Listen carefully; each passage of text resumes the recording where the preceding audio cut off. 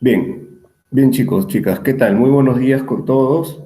Gracias por su puntualidad y vamos a iniciar el día de hoy hablando de un tema, perdón, aquí sea, esperen denme un ratito, voy a dejar de compartir un ratito ya.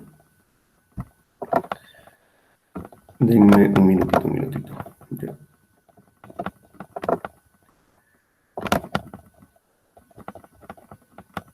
ya, perfecto. Tenía que ver esto de...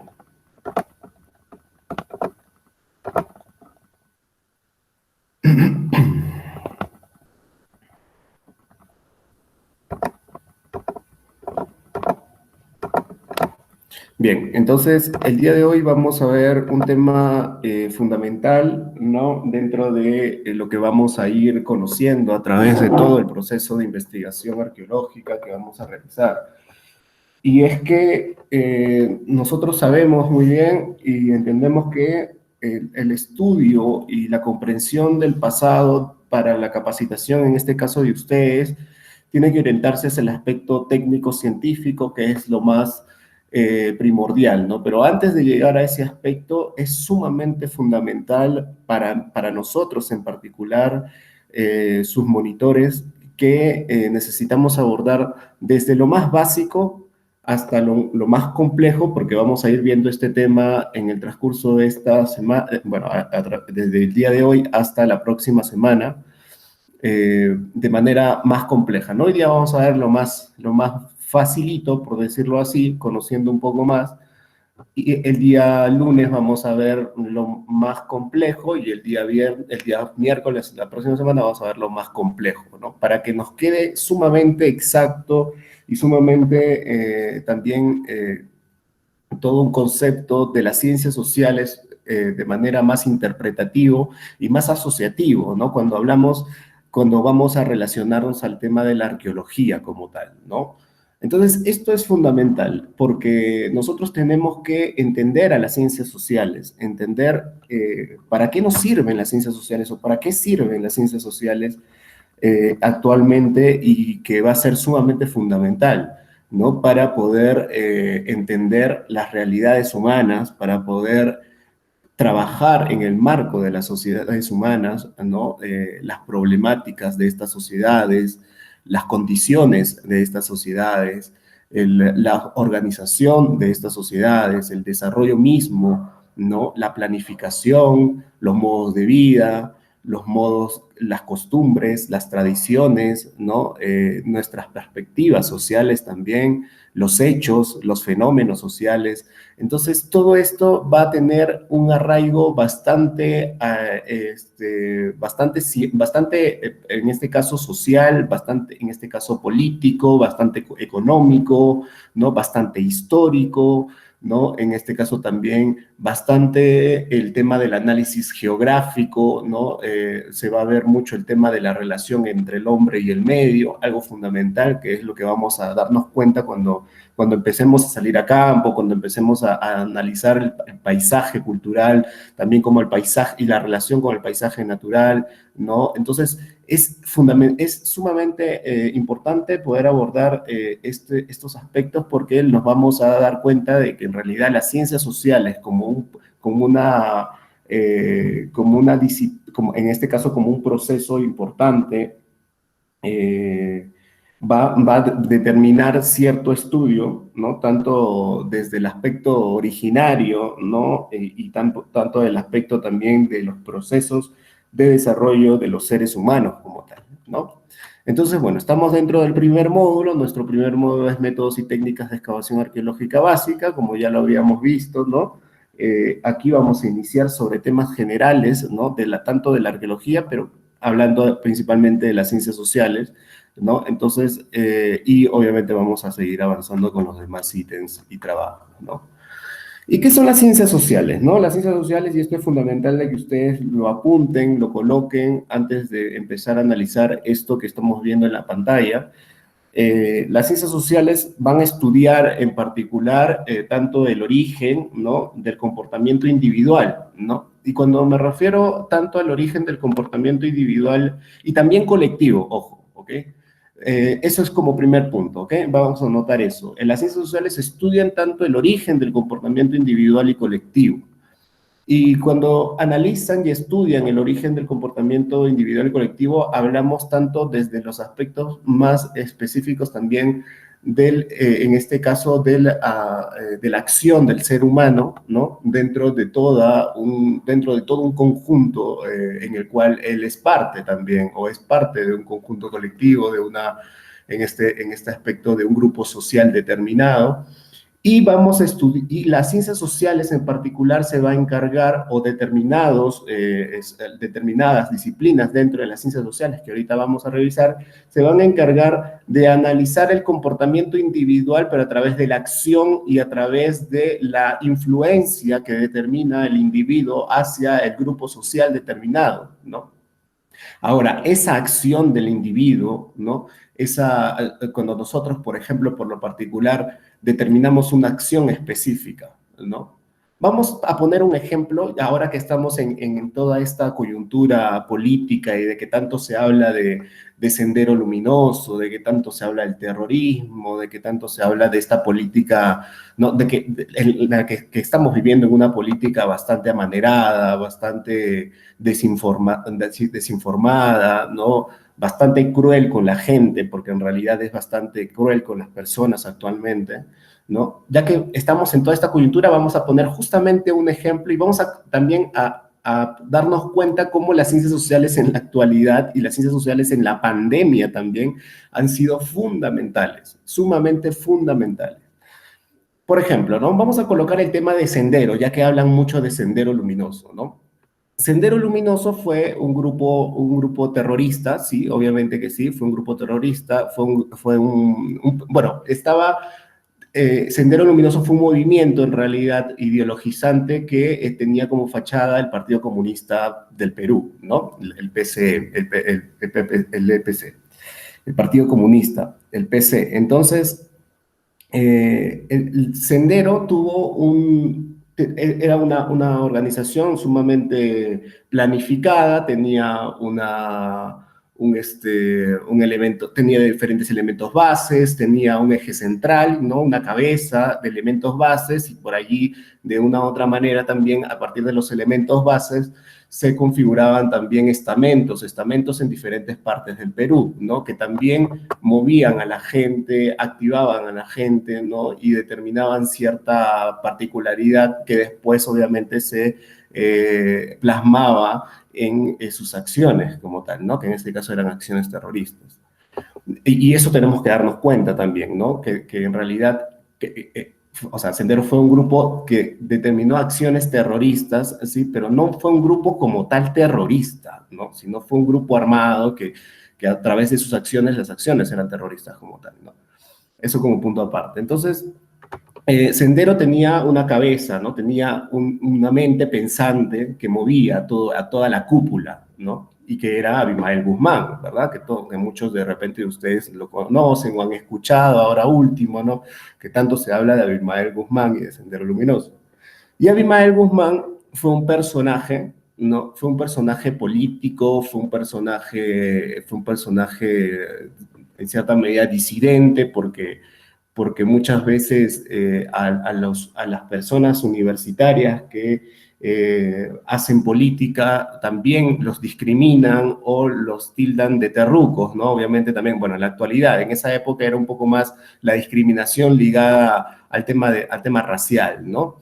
Entonces, pero de una u otra manera,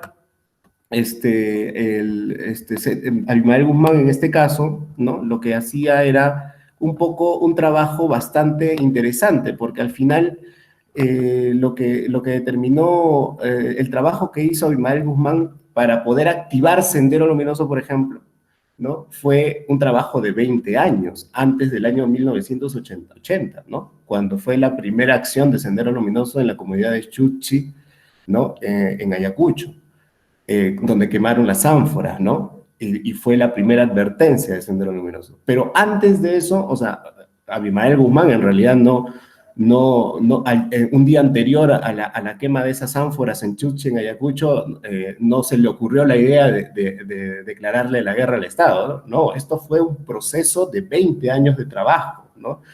Entonces, 20 años de trabajo atrás, que luego en los años 80 empezó. Ahí ya hay un comportamiento individual, ahí ya hay todo un proceso individual, que es en este caso de un personaje en particular como Abimael Guzmán, ¿no? Hay un comportamiento específico, y ese comportamiento específico es justamente lo que va a venir a estudiar las ciencias sociales también a través desde el aspecto particular del ser humano, ¿no? Cuando nosotros empezamos a ver cuáles fueron los pensamientos de Abimael Guzmán, por ejemplo, de este personaje, cuáles fueron los pensamientos de otros personajes tan resaltantes en el Perú como Alan García, por ejemplo, como Alberto Fujimori, por ejemplo, que son estas personas. Alberto Fujimori, vamos a poner en el ejemplo de Alberto Fujimori, ¿no? Y Abimael Guzmán, que son los dos personajes que actualmente todo el mundo está hablando, ¿no? Estamos regresando a los años 80. Entonces, y a los años 90, ¿no? Entonces, igual, ¿no? Esa actitud, esa forma de entender al Perú y de entender al Perú desde una perspectiva, claro, en el caso de Abimael Guzmán, desde un análisis del hombre del campo, de reivindicar al hombre del campo y de llevar al Perú a través de una guerra armada para conseguir un Estado populista, ¿no? O una nación populista. Y por otro lado tenemos un personaje como Fujimori que se convirtió en un personaje ficticio, ¿no? Al final, o sea, es un personaje que para nosotros en los años 90 determinó algo sumamente drástico, ¿no? Porque teníamos, por un lado, a Vargas Llosa, ¿no? Que en esta medida postulaba a la presidencia junto con Alberto Fujimori, pero Fujimori fue en esta medida una persona que llegó de la nada, ¿no? Llegó de la nada y de una u otra manera empezó toda una campaña política para llegar al poder y todo esto, pero fue algo sumamente rápido, ¿no? Fue algo fantástico, ¿no? Decir que Alberto Fujimori, un personaje como Alberto Fujimori era como un outsider, que llaman en la actualidad, ¿no?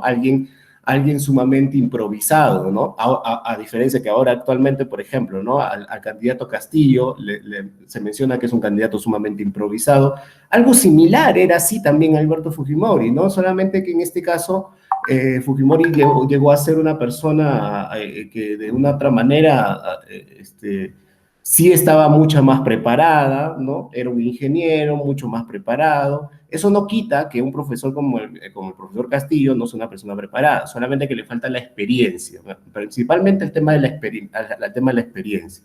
Y Fujimori tampoco era tanto que era un personaje que tenga experiencia en política, pero por lo menos tenía una experiencia ya un poco amplia en el tema relacionado a lo privado, ¿no? A la inversión privada, al tema netamente neoliberal del sistema, obviamente relacionado a lo político. Entonces, por allí entraba mucho más sus estrategias, estas estrategias políticas que él determinaba para poder llegar al poder. Y justamente son estas acciones, tanto como las que él tomó, ¿no? Por ejemplo, él mencionaba de que no se iba a realizar el shock económico que sí lo mencionaba muy bien el candidato como Vargas Llosa, por ejemplo, ¿no?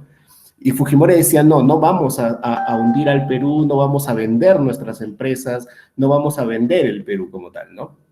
Y después, ¿qué hizo? ¿No? Después vendió prácticamente el Perú, pudrió las instituciones públicas, ¿no?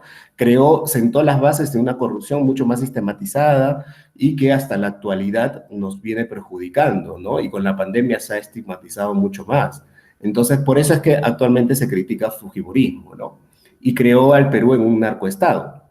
Entonces, pero la acción que tomó antes de llegar a la presidencia es una acción fundamental también, porque es una estrategia política, económica, es una estrategia particular que determinó lo que después vino a ser el Perú, ¿no? Desde los años 90. Entonces, esas acciones, esa forma de pensar, esa forma de actuar dentro de un contexto en particular que va a influenciar a un grupo social, es justamente lo que va a estudiar las ciencias sociales de manera individual en el ser humano. ¿no? Lo mismo que pasó con Sendero Luminoso y las acciones que tomó, por ejemplo, Abimael Guzmán.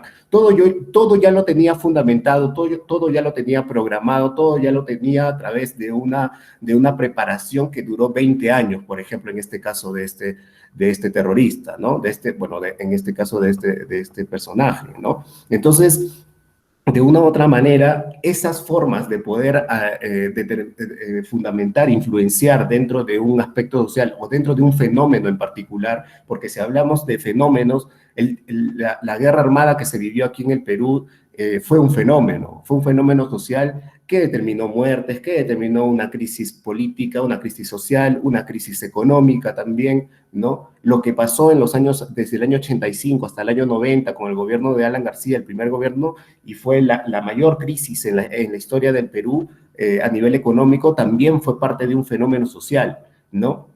La llegada de Fujimori al gobierno en los años 90, el golpe de Estado y los 10 años que se quedó en el poder hasta el año 2000, también fue parte de un fenómeno social. Y todo lo que hizo dentro de su gobierno forma parte de un estudio de las que le compete tanto a las ciencias sociales y dentro de las ciencias sociales, obviamente, al tema de la política, la economía, ¿no? A la sociología, etcétera, etcétera. ¿No? Y es justamente la fundamentación o la acción del propio ser humano a nivel individual que va a determinar una influencia en el grupo social. Y ahora, cómo esas acciones dentro del grupo social van a organizar ciertos ejes o ciertas formas de pensamiento también dentro del grupo social, ¿no? Cómo una persona puede influenciar en un grupo social a través del pensamiento. Algo que es justamente de lo que estamos hablando con Sendero Luminoso, por ejemplo, ¿no? Cómo influenció a mucha gente a nivel ideologizante para determinar ciertas acciones que beneficien a un grupo en particular, a un grupo individual, o en este caso una persona, porque a Abimael Guzmán lo consideraban el dios, ¿no? La tercera espada después de Mao y Marx, por ejemplo, la cuarta espada, perdón, después de Mao, ¿no? Mao Zedong en China, Carlos Marx, ¿no? Y Lenin, por ejemplo, ¿no? Pero lo que pasa con Sendero es también todo un tema y que también es parte del estudio de las ciencias sociales, por ejemplo, ¿no? ¿Qué está pasando con Sendero? Sendero tergiversa la teoría marxista, cambia el pensamiento marxista, obviamente basa sus acciones en cuanto al pensamiento filosófico de la teoría marxista, pero la tergiversa a través de la acción. Carlos Marx jamás te va a hablar de que vas a tener que matar gente para poder llegar a cambiar el sistema en el poder, a cambiar los sistemas a nivel mundial. Eso no lo hace, ¿no? Sino que igual, la propia teoría va cambiándose y se va tergiversando a través de las acciones terroristas que cometía este grupo, por ejemplo, ¿no? Ahora, todo eso en conjunto, ¿no? Como acción, es parte del estudio de las ciencias sociales a nivel individual y también esas acciones, cómo influencia el grupo a un grupo determinado o a diferentes grupos determinados y obviamente va a causar también de que haya un proceso interno a través de esos grupos, ¿no? Un proceso tanto de apropiación de una idea, de análisis de la idea de este grupo y de ejecución de la idea, ¿no? Es como que, por ejemplo, Roxana me dice a mí, oye, para mí el Perú en este caso, es un país tercermundista, que tiene razón, somos un país tercermundista todavía, y tenemos que llegar al poder para cambiar ese escenario, tenemos que llegar al poder a través del asesinato de policías, por ejemplo.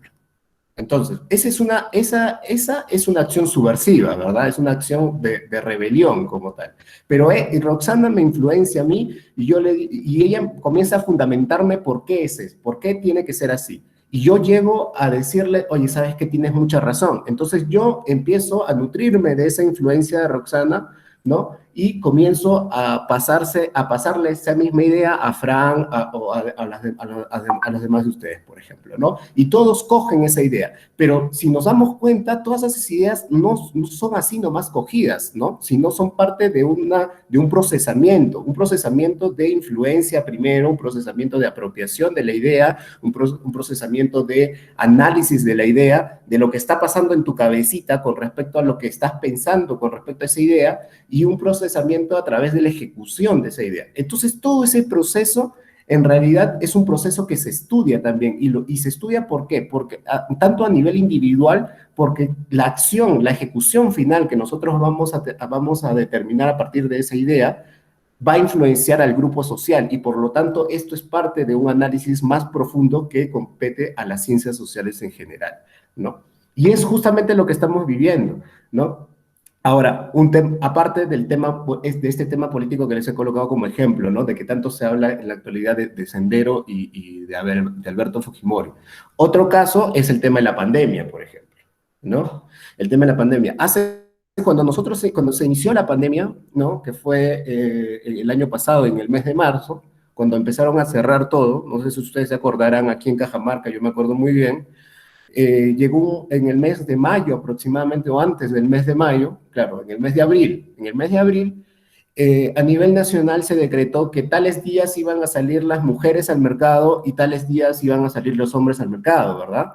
Algunos de ustedes de repente lo hicieron también, ¿no? De repente sus padres le dijeron, ya, tú te vas a encargar de ir al mercado tal día porque te toca tal día, ¿verdad? Entonces, esa forma, ¿no? De organizar a la gente es también parte de una idea que se ejecuta y se fundamenta a partir de, en este caso, del Ejecutivo, ¿no? Del gobierno ejecutivo, que en este caso es la presidencia del Perú, y por otro lado a través del gobierno legislativo, que en este caso es el Congreso, ¿verdad? Y se forman normatividades, se forman, en este caso, normas que tienen que ser cumplidas, ¿no? Y tienen que ser cumplidas por la sociedad.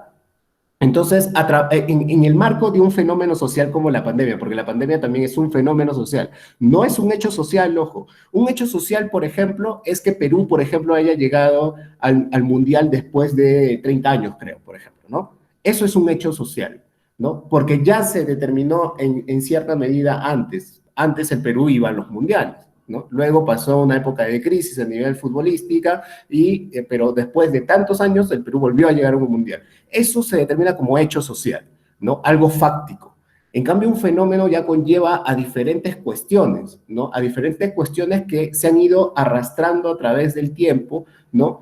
Que se han ido de una u otra manera a diferentes cuestiones que se han ido, que son nuevas, que pueden ser nuevas para nosotros, mejor dicho, o sea, fenómenos, escenarios que son nuevos para nosotros, que no los conocemos, pero que de una u otra forma están influenciadas por procesos también que nosotros hemos ido heredando de generación en generación, como el tema de la corrupción, por ejemplo, que en este caso se intensificó en los años 90, por ejemplo, con el fujimorismo, ¿no? O como lo que viene a ser, o lo que viene más atrás con la reforma agraria de Velasco, por ejemplo, ¿no? En el año 69, ¿no? O lo que vino después con Sendero Luminoso en los años 80 y lo que vino con el gobierno de Alan García con la crisis galopante que hubo en los años 80, en el año 85 hasta los 90, ¿no? Entonces, eso como tal son un conjunto de determinados fenómenos sociales que no los conocíamos así por así, o no los sentíamos que nos influenciaba tanto, pero de una u otra forma, cuando nos llega por primera vez, ya en cierta medida podemos darnos cuenta de las cosas que hemos ido arrastrando a través del tiempo, a través de hechos sociales también, ¿no? Porque ciertos hechos sociales, ¿no? Como lo que en este caso pasaba anteriormente, ¿no? Forman también un conjunto, conllevan a formar un escenario, un conjunto, ¿no? De hechos que van a formar también un fenómeno determinado, ¿no? O sea, tanto los hechos pueden formar fenómenos determinados o tanto los fenómenos pueden determinarse de manera así sumamente fáctica, sumamente que nadie lo esperaba, ¿no? Como en este caso la pandemia, ¿no? A pesar de que ya nosotros teníamos en cuenta desde fines del año 2019 de que la pandemia ya estaba en Europa, pero nadie le hacía caso, ¿no? Porque nosotros decíamos, bueno, nunca hemos tenido una pandemia, o no es que nunca hemos tenido una pandemia, sino que jamás nos ha afectado como nos ha afectado ahora. Entonces, y aparte porque pandemias no tenemos hace muchos años de acá en el Perú, ¿no? Las primeras pandemias fueron cuando llegaron los españoles, ¿no? Y muchos de nuestros ancestros, muchos de nuestros pueblos originarios murieron por ciertos virus, por ciertas bacterias, ¿no? Porque era algo nuevo también, el contacto, ¿no? Entonces, y después hemos tenido algunas, pero no nos afectó tanto. En la época de la peste negra, en el año 1700 al 1800, al Perú no era tanto, porque el Perú recién estaba en todo un proceso, recién recién en todo un proceso de deslegitimización o de salirse, ¿no? Del poder español, hispano, ¿no? Y llegar a la independencia, etcétera, etcétera, ¿no? Entonces, y después ya no hemos tenido un fenómeno como este, ¿no? Como el que se ha visto. Pero hablando justamente de este fenómeno, ¿no? Cuando nosotros nos hacían salir a comprar tanto a las mujeres un día determinado y tanto a los hombres otro día determinado, el estudio que se hizo fue un estudio sociológico, fue un estudio a través de las ciencias sociales. ¿Por qué? Porque se determinó que cuando salían las mujeres al mercado, por ejemplo, había una desorganización total, pero sumamente fuerte, muy, muy fuerte, ¿no? Y cuando salían los hombres, los hombres eran como que sumamente organizados, o sea, cumplían a cabalidad con los protocolos, no había mucha discrepancia entre ellos, porque como que los hombres somos más sueltos, las mujeres son más pensantes, son más críticas, ¿no? En este sentido son mucho más minuciosas, por ejemplo, en la compra de algo, ¿no? Se demoran mucho más, en cambio el hombre solamente compra y ya, ¿no? Una cosa así, y eso es algo obvio, eso es algo normal, ¿no? Que por lo general muchas personas cualquiera de ustedes me lo va a decir, sí, bueno, es cierto, ¿no? Entonces, la mujer es mucho más procedimental, en cambio el hombre es mucho más práctico, ¿no? Entonces, cuando se ha visto este escenario, se ha visto obviamente ¿por qué se generaba más desorganización con las mujeres? Porque justamente las mujeres empezaban a interactuar entre ellas y muchas de ellas no comparten el mismo, no son tan prácticas, o muchas de ellas como son tan procedimentales, ¿no? Es como que es como una fórmula, ¿no? Si tú no vas a combinar, en realidad, un ente tanto negativo y positivo son los más asociativos, ¿no? O son lo que más se puede asociar como tal, ¿no? Pero tú no vas a poder relacionar un ente positivo y un ente positivo como tal, ¿no? Porque puede haber fricciones, ¿no? O puede haber, no va a ser igual, ¿no? Es como las parejas, ¿no? Muchas veces uno tiene miedo de encontrar una pareja que es igual a ti en realidad, porque eso puede crear ciertas cosas que después van a influir en tu ego, ¿no? Eh, en realidad quieres buscar una pareja que sí pueda ser casi igual a ti, pero que le guste lo mismo que tú de repente, pero que prefieres a alguien que de repente tenga algunos efectos o algunas cosas diferentes a ti, porque así vas aprendiendo de esa persona. Y eso no va a generar fricción, eso no va a generar tanta crítica, no va a generar en este caso, no sé, tanto problema, ¿no? Entonces eso es lo que pasaba en este escenario, ¿no? Y eso fue algo nuevo también para nosotros, porque claro, y eso fue algo nuevo para el Estado, porque el Estado, como dijo, bueno, así es como lo tenemos que hacer, así es como lo tenemos que llevar. Luego cuando se aplicó, fue un desastre, ¿no? Fue una desorganización total y iba a aumentar más los casos de coronavirus, ¿no? Entonces, no se podía hacer eso. ¿Y por qué? Porque el Estado no aplicó un trabajo de ciencias sociales, no se colió con profesionales en ciencias sociales para que los capacitaran y los asesoraban en estos temas. Porque un sociólogo jamás te va a decir, no puedes juntar a mujeres en un grupo y por otro grupo otro hombres, tiene que haber un interaccionismo, no puedes hacer eso, ¿no? Porque te vas a generar conflictos tanto internos de una persona, bueno, en este caso de un género en particular, y conflictos por otro lado, ¿no? Con un género aparte, ¿no? Como en este caso los hombres, o en este caso las mujeres, ¿no? Se van a generar conflictos, ¿no?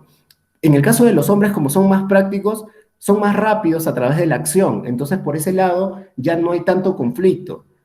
Pero cuando el hombre se crea conflicto, el hombre es más bruto, ¿no? El hombre va al golpe de repente, ¿no? Algo que no pasa con la mujer. Con la mujer, el conflicto se crea a través de la desorganización, en este caso, ¿no? Y a través de la crítica, a través de la fricción de ciertos aspectos, ¿no? Entonces, ahí es donde se empezaron a analizar ciertos indicadores, ciertas variables, ¿no? Que estaban influyendo de determinada forma, cambiando, ¿no? Determinados aspectos, que se estaba generando una pequeña crisis ya fundamental y se tuvo que cambiar ya el tema de la planificación, ¿no? Ahora con apoyo y asesoramiento ya de sociólogos.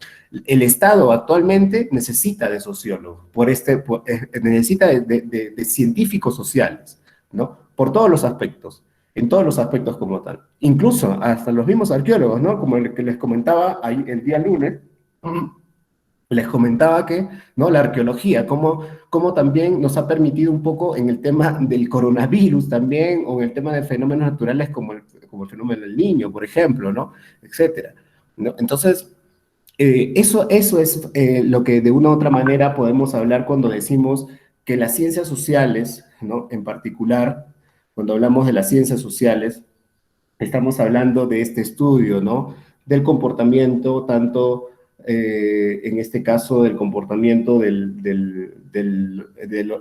estudio del origen del comportamiento, tanto individual de una persona, ¿no? Como el comportamiento colectivo, ¿no? A través de la aplicación de acciones, a partir de la ejecución de ciertas acciones que van a influenciar tanto a nivel individual como también colectivo, ¿no? Y esto también busca, ¿no? Las ciencias sociales en realidad que estudian este origen del comportamiento individual y colectivo, van a buscar comprender y explicar regularidades, ¿no? Regularidades y particularidades, ¿no? Que se expresan en el conjunto de las instituciones humanas, ¿no?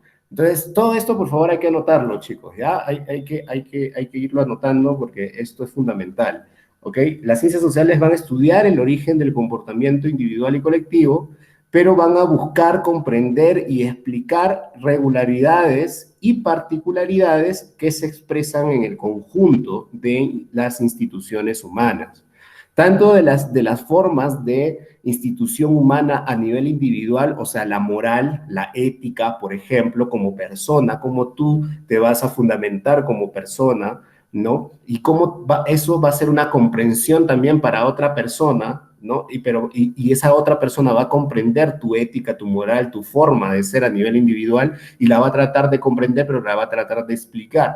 Y así va a observar a otra persona, va a analizarla de la misma manera y va también a explicar dichas particularidades o dichas regularidades, ¿no?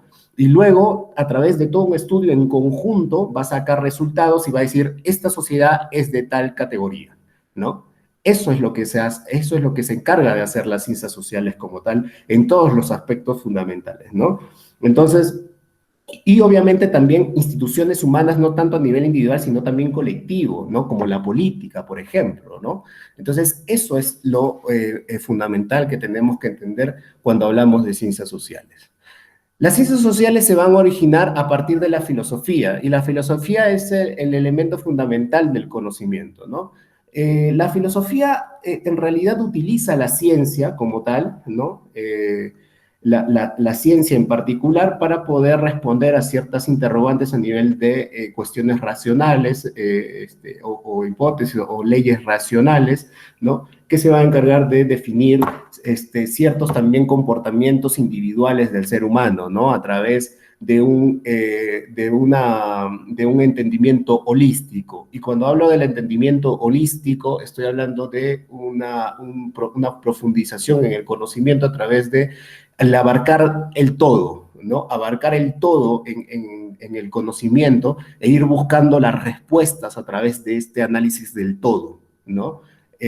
Es complicado llegar al análisis del todo, ¿no? Es sumamente complicado, pero la filosofía busca eso, ese es el objetivo de la filosofía como tal, ¿no? La búsqueda del conocimiento, pero a través de una fundamentación holística, que en este caso es la búsqueda de ese todo, ¿no? Para responder el origen del ser humano, para responder muchas cuestiones como el origen del comportamiento también del ser humano, que es propio de las ciencias sociales, pero obviamente las ciencias sociales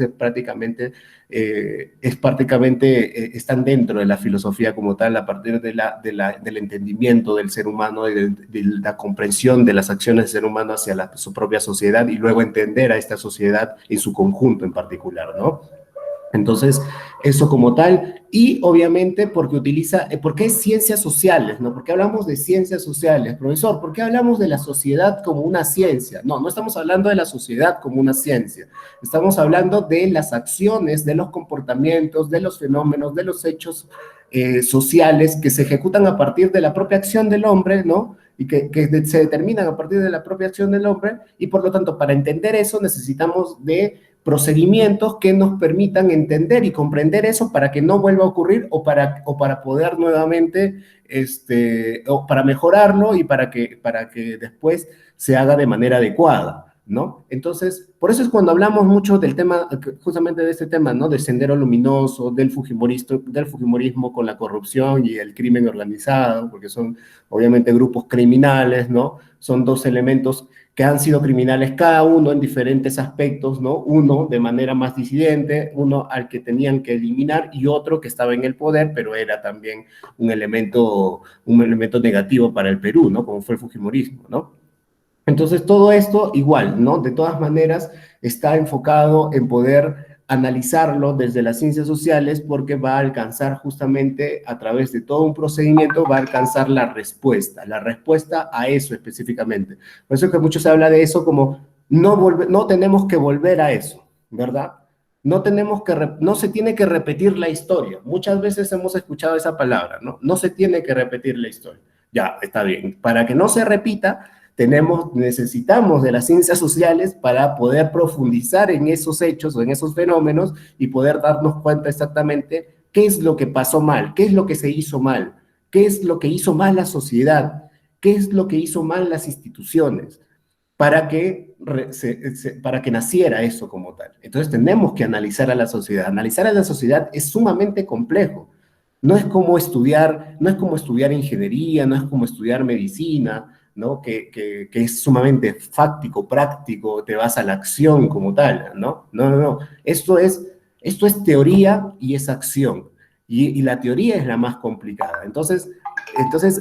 Como tal, las ciencias sociales crean todo un conjunto de conocimientos que van a ser fundamentales para poder entender no solamente a la sociedad en donde donde estás arraigándote, sino al mundo entero, porque la sociedad que se forma, cómo es la característica social del Perú a través de todos sus hechos y todos sus procesos, sus fenómenos procedimentales, y cómo entendemos al peruano, ¿no? ¿Cómo es el peruano, no? Esa es la palabra que se hace mucho también. ¿Cómo es el peruano? ¿Por qué el peruano es así? ¿Por qué el peruano es tan tonto? ¿Por qué siempre sigue eligiendo a los mismos presidentes, a los mismos gobernantes de siempre? ¿Por qué seguimos en la corrupción, no? Entonces, todas esas respuestas las responde quién, todas esas preguntas las responde quién? Las ciencias sociales, ¿ok?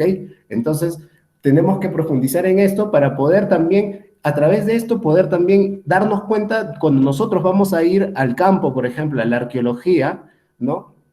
Vamos a darnos cuenta que lo que estamos estudiando también son procesos y hechos y fenómenos sociales, ¿no? Y que vamos a partir desde las ciencias sociales, desde la aplicación de las teorías de las diferentes ciencias sociales o disciplinas científicas sociales que nos van a permitir poder interpretar y representar la historia de ese pasado. La representación, lo que ustedes conocen de la cultura mochica, lo que ustedes conocen de la cultura nazca, lo que ustedes conocen de la cultura chavín, de la cultura chimú, por ejemplo, todo eso ha sido representado a través de una interpretación arqueológica y un estudio arqueológico, pero que tiene todo que ver, absolutamente todo que ver con la influencia de diferentes disciplinas de las ciencias sociales como tal y en general de las ciencias sociales como tal. ¿Ok? Bien. Entonces, utiliza el método científico, es decir, observa información, la observación es fundamental, analiza información, concluye y permite establecer leyes o hipótesis que luego serán corroboradas, estableciendo algunas tesis con respecto a cada una de esas ciencias. Algo que me estaba olvidando, la filosofía, ¿qué es? Aquí lo he colocado, es una doctrina que usa un conjunto de razonamientos lógicos y metódicos sobre conceptos abstractos, como la existencia, la verdad, la ética, basados en la ciencia particularmente. ¿Ok? Eso es principalmente cuando hablamos de filosofía, como doctrina teórica que va a influenciar a disciplinas científicas y que esto en realidad ha formado lo que viene a ser las ciencias sociales como tal, ¿no? Por eso es el elemento fundamental del conocimiento. ¿no? Y cuando hablamos del método científico, justamente hablamos de este proceso, ¿no? A través de la observación. La observación es lo fundamental, es la primera parte, es la primera fase de trabajo y que todos nosotros tenemos que realizar. Cuando vayamos a campo, por ejemplo, salgamos a las salidas de campo, nos vamos a dar cuenta de que lo que estamos viendo lo vamos a empezar a relacionar y lo vamos a empezar a relacionar con elementos constructivos en el paisaje arqueológico, y lo vamos a relacionar, ese elemento constructivo lo vamos a relacionar con la cerámica que está ahí, ahí en superficie, por ejemplo, que está sueltita ahí, por ejemplo, ¿no? Y vamos a decir, bueno, acá posiblemente se hizo algo interesante, esto funcionó de manera interesante y esto tuvo una funcionalidad, tuvo una función específica probablemente, y esto pudo haberse relacionado con este otro espacio. Ahora, todos esos dos espacios en conjunto se relacionan con este medio natural específico y cómo este medio natural en específico se relaciona con todo el Valle de Cajamarca, por ejemplo, en general, ¿no? Eso que estamos haciendo es observación y es análisis a través de la observación. Y ese análisis a través de la observación nos va a permitir plantearnos preguntas. Se nos van a hacer preguntas. ¿Cómo se van a fundamentar esas preguntas? Esas preguntas o esas problemáticas se van a sustentar a través, por ejemplo, en nuestro caso, a través de la excavación arqueológica y a través de la prospección arqueológica. Primero de la prospección arqueológica y luego a través de la excavación arqueológica y finalmente a través del análisis que nos van a dar ya resultados más exactos y más objetivos. Pero nos vamos a plantear preguntas y esas preguntas tienen que ser contestadas a través de todos estos procesos que les he mencionado, ¿verdad? Pero antes de ser respondidas, se van a generar algunas hipótesis, ¿no? Algunas conjeturas, ¿no? Cuando nos planteamos preguntas, al plantearnos las preguntas, ya desde el momento de la observación, ¿no? Como les he dicho, empezamos a hacernos un análisis interno, ¿verdad? Estamos empezando a decir, por ejemplo, esta casita que estoy viendo acá está relacionada a este espacio grande que posiblemente es un patio, pero tenemos que excavarlo para ver si es un patio verdaderamente. Pero ya, digamos que es un patio. Eso que estamos diciendo ya, esa palabrita, digamos que es un patio, ya es una hipótesis, ya es algo que se está fundamentando a través de una hipótesis, porque estamos diciendo, preliminarmente estamos diciendo, ya, digamos que es un patio, vamos a decir que es un patio. Perfecto. Entonces, esta casa, esta unidad arquitectónica se relaciona a este patio y posiblemente este patio se ha tenido que de repente hacer actividades colectivas, etcétera, etcétera, a través de actividades familiares, de repente, etcétera, etcétera. Ah, sí, puede ser, interesante. Ya, eso ya también está nuevamente construyendo otra hipótesis. ¿Qué función ha tenido el espacio? ¿No? Tú ya le estás dando una interpretación sin haber excavado, sin haber realizado un análisis para poder sustentar eso, pero ya te estás planteando la hipótesis. Desde el momento de la observación a través en tu cabecita, desde el análisis preliminar. Luego las plasmas, esas hipótesis, las empiezas a plasmar, empiezas a escribirlas, empiezas a plantearte, primero te empiezas a plasmar, a plantear preguntas y a través de esas preguntas vas a ir plasmando las hipótesis, vas a ir escribiéndolas. Y cuando vas generando hipótesis, ya, obviamente, ya después de todo eso tienes que ir a la ejecución, ¿verdad? Ir a la experimentación, a ver exactamente si es verdad lo que tú has interpretado y lo que tú has conjeturado, ¿no? Y para poder responder a tus preguntas, ¿no? Y para poder sustentar lo que ya habías hipotetizado. Y tienes que hacer la experimentación. La experimentación, en este caso, ¿cuál sería para nosotros? La excavación, por ejemplo. Y la excavación es fundamental, ¿no? Entonces, te vas a la excavación, excavas y verdaderamente, ¿no? Exacto, se encontró un patio que está asociado a diferentes unidades arquitectónicas de tipo doméstico, por ejemplo. Excelente. Corroboras tu hipótesis y empiezas a responder a una de tus varias preguntas que de repente te has planteado, ¿no? Empiezas a ir respondiendo. Y luego eso lo corroboras mucho más a través del análisis, lo objetivizas mucho más a través del análisis arqueológico, ya en laboratorio, por ejemplo. Ya bueno, está bien, ya lo vi, lo veo en el conjunto, ¿no? Del espacio, pero ahora los materiales que salen de ese espacio, por ejemplo, tú pudiste decir, primero, una de tus hipótesis fue, ya, esto fue un patio, y cuando excavaste, verdaderamente era un patio, tenía las características de un patio, ya, pero tú a través de la observación, a través de lo que tú estabas pensando para plantear tu hipótesis y para plantear tus preguntas y para generar tus hipótesis, ¿no? estabas dándole ya una funcionalidad a ese patio. El patio, claro, puede ser un espacio, es un espacio abierto en donde posiblemente muchos, por ejemplo, niños pueden estar jugando, o el patio tuvo una función de repente para poder, no sé, producir cerámica de repente, o el patio pudo tener una función, no sé, de agrupación colectiva en donde llegaban diferentes, de repente otras familias y empezaban a intercambiar a través del trueque, por ejemplo y dejaban tirado en el patio de repente, no sé, algunos restos allí, ¿no? De materiales que te puedan dar una idea de que de que fue así, ¿no? Pero tú le empezaste a dar una funcionalidad a ese patio, ¿verdad? Entonces, ahora, tienes que corroborar a través del análisis si en realidad esa función que tuvo ese patio fue la que tú le has determinado, la que tú le has definido como tal, ¿no? Por ejemplo, pudiste decir, aquí en este patio se producía cerámica posiblemente, ¿no? Porque está asociado a las casitas, y sabemos que la cultura cajamarca, por ejemplo, trabajaba mucho en la cerámica, eran excelentes ceramistas, a maestros, artesanos. Entonces, yo creo que aquí lo que vamos a poder determinar es que posiblemente este patio tuvo una funcionalidad productiva. Ya, perfecto. Ahora, para poder corroborar eso, se tiene que hacer un análisis exhaustivo de los materiales, de la materialidad que sale de ese patio. En este caso la cerámica, por ejemplo, o material orgánico, por ejemplo, ¿no? Entonces, eso es fundamental, eso es lo más fundamental cuando empezamos a darnos cuenta y a conducir el experimento, a experimentar y a ir corroborando poco a poco a través de todo ese proceso, ¿no? Luego obviamente vas a generar unas conclusiones a partir de ya la experimentación específica, ¿no? En este caso las experimentaciones en arqueología va a ser la excavación como tal y por otro lado el análisis de materiales, ¿no? Y ya cuando vas corroborando, de repente tu hipótesis no estaba bien planteada al inicio, o sea, no era, y ya cambias tu hipótesis obviamente, ¿no? Vas a cambiar la hipótesis y vas a poder estructurar ya tu investigación de una manera más adecuada, más objetiva también, y vas a ir buscando conclusiones, ¿no? Vas a concluir en ciertos aspectos, ¿no? Y luego vas a concluir, esos aspectos de conclusión en realidad son aspectos preliminares, ¿no?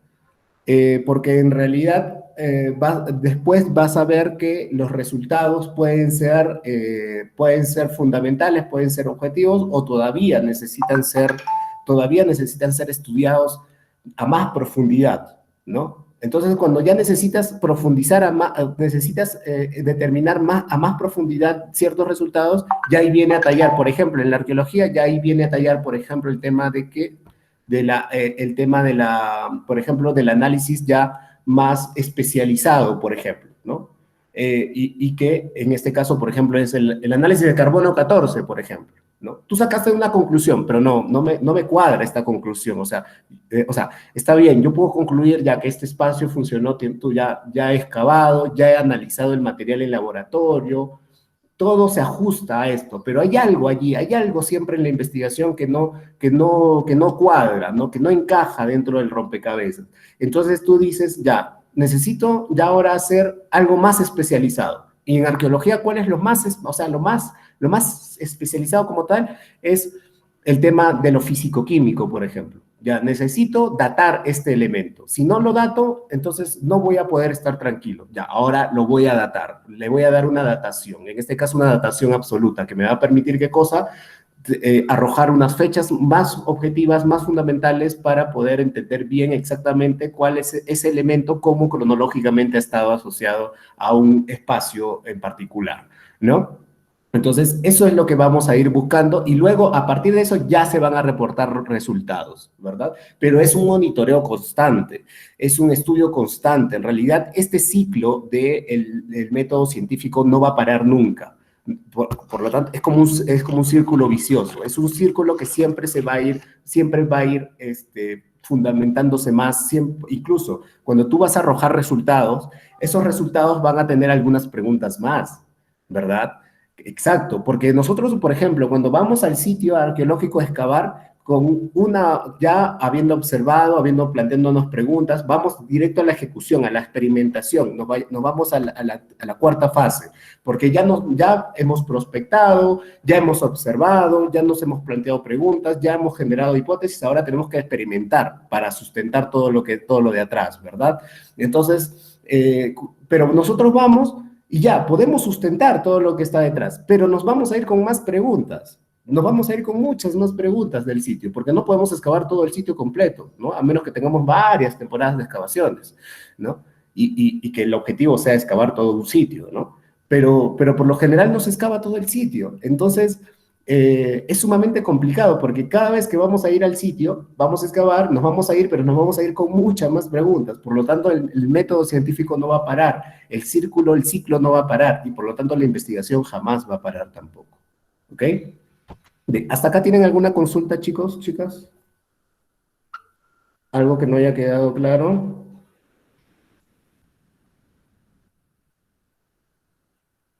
Chicos, chicas.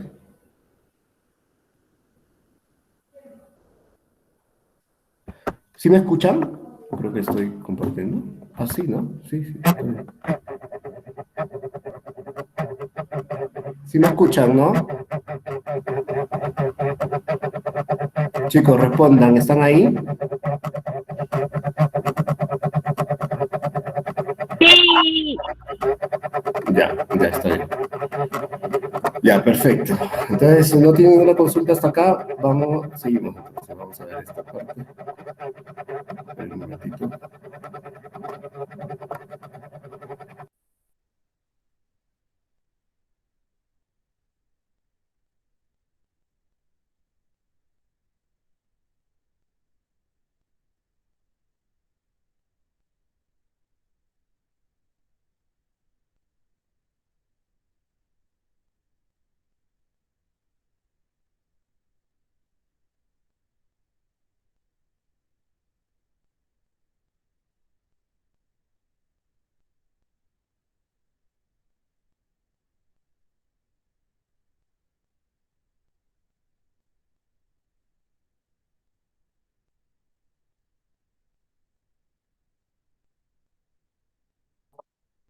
Ya, a ver, espérenme, espérenme.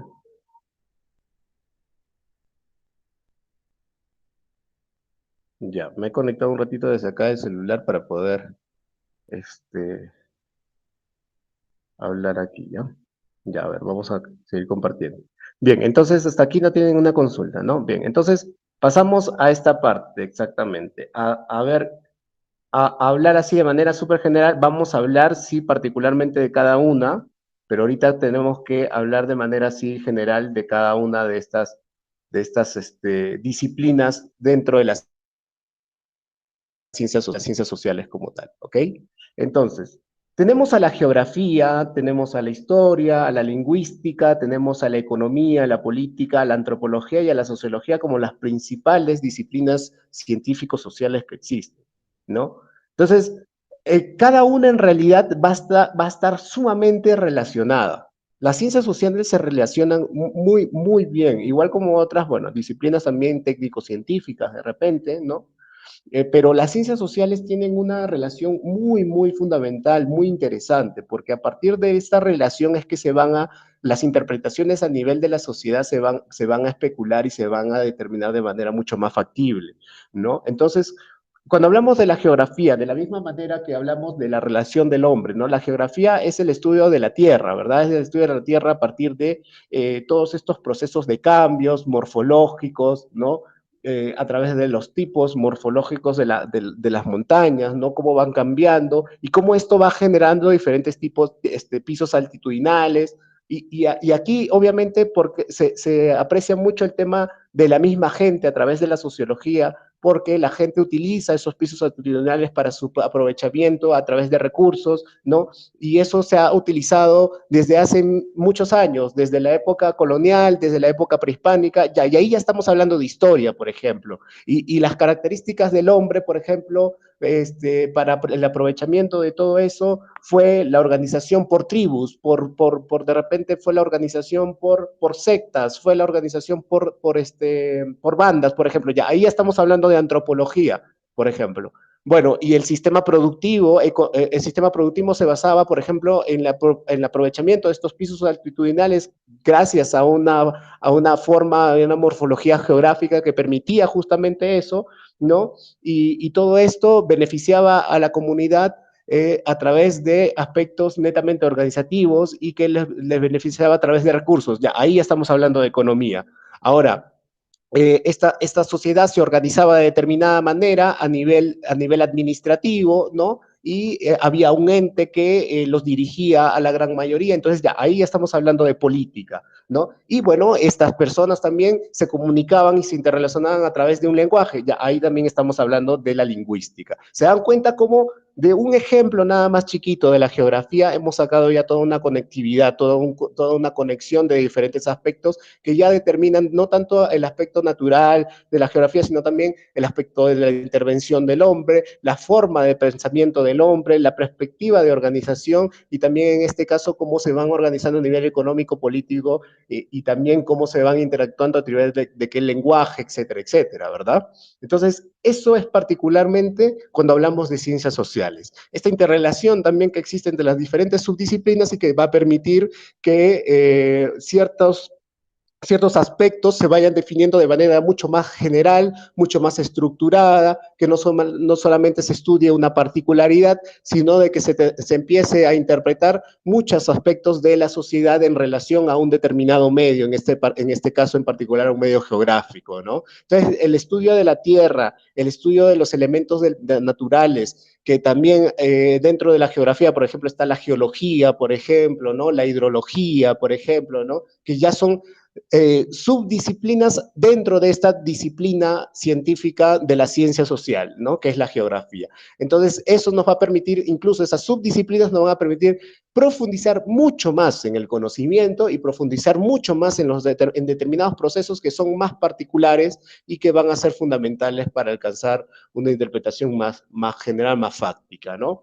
Entonces, igual, ¿no? Hablar de la lingüística por el estudio de las lenguas, por ejemplo, ¿no? De este conocimiento de lenguas también, a partir del conocimiento, ¿ah? Porque aquí en el Perú hemos tenido muchas lenguas, ¿no? El Perú ha tenido una diversidad espectacular, tiene una diversidad espectacular, ¿no? Y esa diversidad en realidad se plasma o se fundamenta a través de el tema, en este caso, la variabilidad de tantas lenguas que tenemos en el Perú, ¿no? Y la eliminación o la extinción de una lengua en realidad es la pérdida del conocimiento para todos los peruanos. Por eso es que tenemos que defender nuestras lenguas originarias, ¿no? Muchas lenguas originarias fueron extinguidas, se han extinguido o han sido eliminadas, ¿no?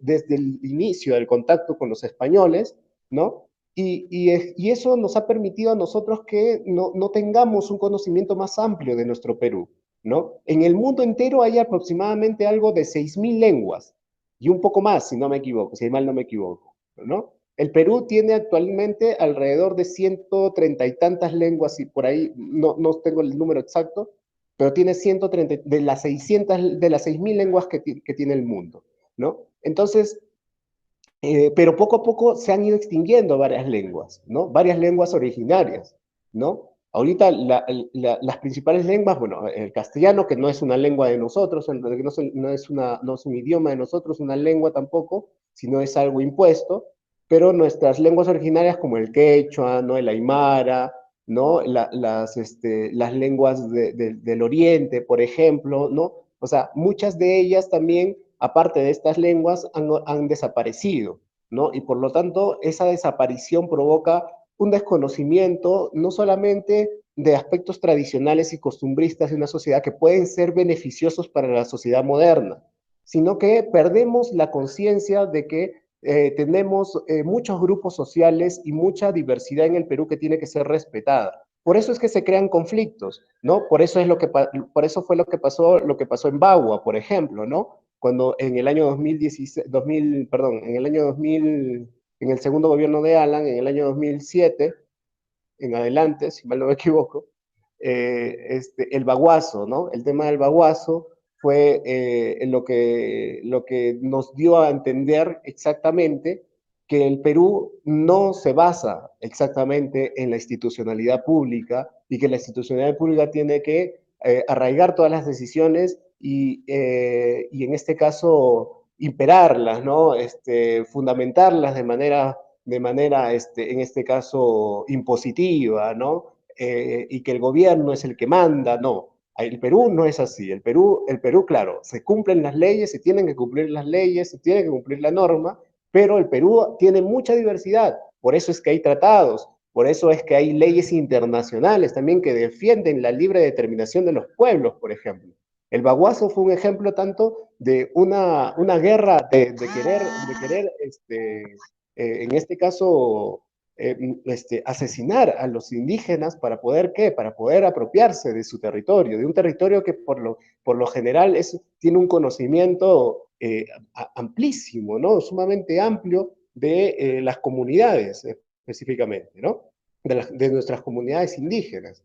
Entonces, y dentro del conocimiento indígena, el derecho es un derecho colectivo, no es un derecho individual. Nosotros pensamos que el derecho, claro, nuestros derechos, ¿no? Defendemos nuestros derechos, pero defendemos nuestros derechos como persona, ¿verdad? A nosotros actualmente muchas veces somos egoístas, no nos importa el vecino, la otra persona, bueno, ellos tienen sus derechos, bueno, que ellos defiendan sus derechos, pero yo defiendo mis derechos, ¿no? Pero en la selva y en los Andes, en el mundo andino no es así. El derecho es un derecho colectivo, el derecho se piensa para todos y se defiende, por eso se defiende la tierra y se defienden los recursos naturales. Ellos defienden sus recursos naturales y defienden su tierra, defienden su aire, porque de eso es lo que viven, ¿no? Porque de eso es lo que ellos van a seguir progresando. Para ellos el progreso es la defensa de la tierra, para ellos el desarrollo se alcanza con la defensa de la tierra, la defensa del agua, la defensa del aire, la defensa de nuestros recursos naturales, porque eso va a beneficiar a todos en conjunto y ese es nuestro derecho. Y eso es lo que tienen que saber los gobernantes y tenemos que saber todos, porque tenemos que defender esos derechos de estas comunidades y tenemos que respetarlas, ¿no? Tenemos que homogenizar todo, tenemos que entender la diversidad que existe en el Perú para poder respetarla, ¿no? Entonces, cuando hablamos de las ciencias sociales, de las disciplinas, hablamos justamente de todos estos aspectos, ¿no? Porque ahí justamente va a conllevar el análisis de diferentes, en este caso de diferentes problemáticas, en este caso de diferentes perspectivas a nivel particular, individual del ser humano como de la sociedad en general, ¿no? Y acá me preguntarán, ¿no, profesor? ¿Y qué pasa con la arqueología? Bueno, la arqueología aquí justamente es un tema sumamente importante que tenemos que hablar, ¿no? ¿La arqueología no es una ciencia social? Sí, es una ciencia social. Lo que pasa es que las ciencias sociales, estas disciplinas científico-sociales, han nacido a través de diferentes posturas, justamente de lo que hablábamos acá, ¿no? De posturas de índole filosófico. Y estas posturas de índole filosófico han conllevado a estructurar ciertas leyes y ciertas tesis, ¿no? Que se han convertido en teorías, ¿no? Cuando estas tesis o leyes han sido ya fundamentadas, han sido corroboradas, se convierten en teorías y por lo tanto esa teoría se comienza a diversificar, ¿no? En el caso de la antropología, ¿no?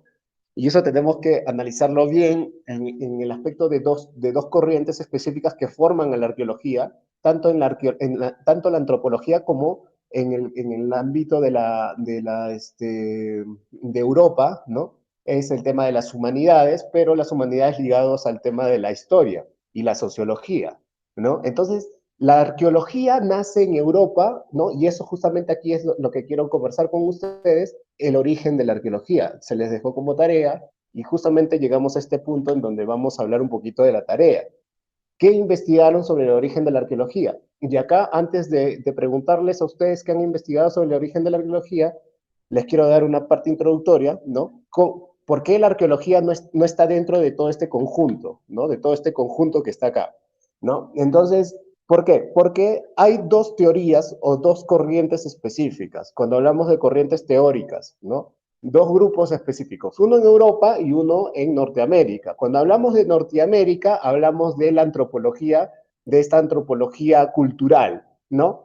Y de la antropología, esta antropología que está bastante emparentada con las cuestiones de las tribus indígenas, de los indígenas de las tribus, por ejemplo, ¿no? El estudio de las sociedades del pasado desde un aspecto antropológico, ¿no? Y desde la antropología se desprende una subdisciplina que en este caso científico-social, que en este caso, ¿qué cosa es?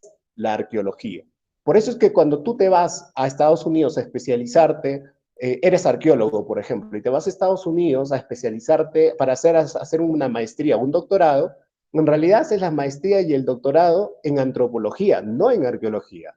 Esa es la gran diferencia. ¿Por qué? Porque la escuela yankee, la escuela norteamericana, dentro de para ellos, la arqueología está dentro de la antropología y por lo tanto tienes que conocer bien la antropología, formarte bien en antropología para poder ser un arqueólogo verdaderamente, ¿no? Muy diferente a lo que tenemos acá. Ahorita vamos a ver el tema del Perú, pero en el ámbito de Europa, por ejemplo, está la antropología historicista, ¿no? La antropología ligada más a fenómenos y a hechos históricos que va a fundamentar y va a determinar, obviamente, un interés con respecto en este caso, a la representatividad arqueológica e histórica de los pueblos del pasado. Obviamente que la historia, ¿no? La historia como tal, la historia, se encarga justamente de responder a estos hechos o fenómenos históricos, pero después en este caso, por ejemplo, si hablamos de historia del Perú, estamos hablando de la historia, no de toda la historia del Perú, sino no de todo, o sea, cuando hablo de toda la historia del Perú, porque para eso hay dos divisiones clásicas, una es la historia y otra es la prehistoria, ¿ok? La prehistoria es la que se encarga del estudio de las sociedades con no escritura y la historia se encarga del estudio de las sociedades con escritura ya, ¿verdad? Entonces, ahí es esas dos diferencias también que tenemos que tener en cuenta y que de repente muchos de ustedes también conocen, ¿no? Pero en el ámbito de la arqueología hay dos corrientes teóricas que influyen formalmente en esta subdisciplina científico-social que es la arqueología. Una es la antropología cultural en Estados Unidos y otra es la antropología historicista o el historicismo cultural también de Europa, ¿no? Que influencia como corriente teórica. Entonces, cuando tú te vas a Europa, por ejemplo, a estudiar una maestría o un doctorado, ¿no? No vas a estudiar tampoco una maestría o un doctorado a nivel de arqueología, sino lo vas a estudiar a través de qué? De humanidad como tal, a través de un historicismo cultural, en este caso una historia en particular, ¿no? Que te va a permitir especializarte ya en temas arqueológicos. Incluso la antropología para ellos está dentro de la historia o dentro de la teoría historicista cultural, por ejemplo, ¿no? Entonces es muy diferente lo que pasa en Estados Unidos, ¿verdad? ¿Y qué pasa acá en Perú? Acá ya es otro tema, ¿no? En Perú, lo que se ha ido haciendo a lo largo del tiempo es desligarse de estas corrientes teóricas y decir que la arqueología es no se debe convertir en una subdisciplina, sino tiene que ser una disciplina científico-social como tal, ¿no? O sea que la arqueología tiene que estar aquí, en realidad, en este conjunto de todas estas disciplinas científico-sociales que tenemos acá, ¿no? No puede estar separada o no puede ser parte interna de una, porque la arqueología ya tiene diversas metodologías, ya tiene diversos procesos que se basan en el método científico, pero que están ya bastante independizadas a través de ejecuciones prácticas, ¿no? Las metodologías que nosotros tenemos al momento de estudiar los fenómenos del pasado o a las sociedades del pasado no son las mismas a nivel práctico, me refiero, ¿no? No son las mismas que se utilizan en la antropología, ¿no? No son las mismas que se utilizan en la sociología, ni en la política, ni en la historia, ¿no? Sí nos basamos a través de teorías antropológicas e históricas, de repente sociológicas, ¿no? Económicas, políticas, para poder responder a ciertas interrogantes, ¿no? Que por lo general son determinadas a partir de la práctica, a partir de la acción misma, ¿no? Que obviamente toda esa acción tiene todo un proceso metodológico que es bien independiente y bien particular de la arqueología. Entonces, los arqueólogos aquí en el Perú han tratado de ir deslegitimándose de esa conexión de estas corrientes teóricas, ¿no? De la antropología en Estados Unidos y del historicismo cultural en Europa, por ejemplo, ¿no? Entonces, la han convertido en una disciplina independiente, ¿no? Muy independiente. Entonces, aquí, por eso es que se enseña arqueología, ¿no? Muy aparte de la enseñanza de la antropología y muy aparte de la enseñanza de la historia y muy aparte de la enseñanza de la geografía o la sociología, ¿no? Acá las universidades que enseñan arqueología, por ejemplo, es la universidad en Cusco, en la universidad en Ayacucho, en Lima hay 3 universidades que enseñan también arqueología, la San Marcos Católica y la Villarreal. Aquí en la costa norte también, ¿no? Tenemos en Trujillo, en la Nacional, ¿no? En la Universidad Nacional Trujillo, y también en la Pedro Ruiz Gallo, en Lambayeque, ¿no? Entonces son universidades y también hay la Universidad de la Selva, creo que se llama, no me acuerdo exactamente, también se está empezando a enseñar arqueología, ¿no? Entonces, la arqueología se está enseñando en las universidades de manera independiente, ¿no? No es como que antes, sí, antes, hace muchos años, tú trabajabas, estudiabas antropología, porque todavía estábamos con toda la influencia norteamericana, estudiabas antropología y te especializabas en arqueología. Eso es algo que no conocen, por ejemplo, ustedes. La arqueología en realidad no siempre ha sido así en el Perú, no siempre ha sido una actividad, no siempre ha sido una disciplina, una profesión independiente, ¿no? Ha sido una profesión que ha estado ligada a la antropología. Ya con el proceso del tiempo se ha desligado completamente, ¿no? Y eso ha permitido de que se formen arqueólogos independientes como tal. Pero obviamente, cuando te vas a Europa, si tú te quieres especializar en Europa o en Estados Unidos, vas a tener que aplicar nuevamente, o vas a tener que acoplarte, ¿no? A un procedimiento ligado a la teoría crítica, a la teoría que está, a la corriente teórica en este caso, que es la antropología, ¿no? En el caso de Estados Unidos, o al historicismo cultural en el caso de Europa, ¿no? Entonces, y la arqueología, por eso es que tenemos que, esto lo vamos a profundizar más la próxima semana, ¿no? Porque la próxima semana vamos a ver la categorización de las ciencias sociales, y cuando hagamos la categorización de las ciencias sociales, ahí vamos a ver el tema de la teoría. Entonces es ahí, ¿no? Que la arqueología aquí en el Perú se ha ido independizando de las corrientes teóricas, pero si tú actualmente quieres especializarte en otro país como Estados Unidos, vas a tener que estudiar antropología, ¿no? Vas a tener que hacer nuevamente una carrera y te vas a tener que ya formar como, tanto como antropólogo como arqueólogo en particular, ¿no? Bien, bien. Entonces, al hablar de enfoques, ¿no? Cuando vamos a hablar de enfoques, vamos a hablar de una perspectiva, ¿ok? Hablamos de una perspectiva a nivel de investigación.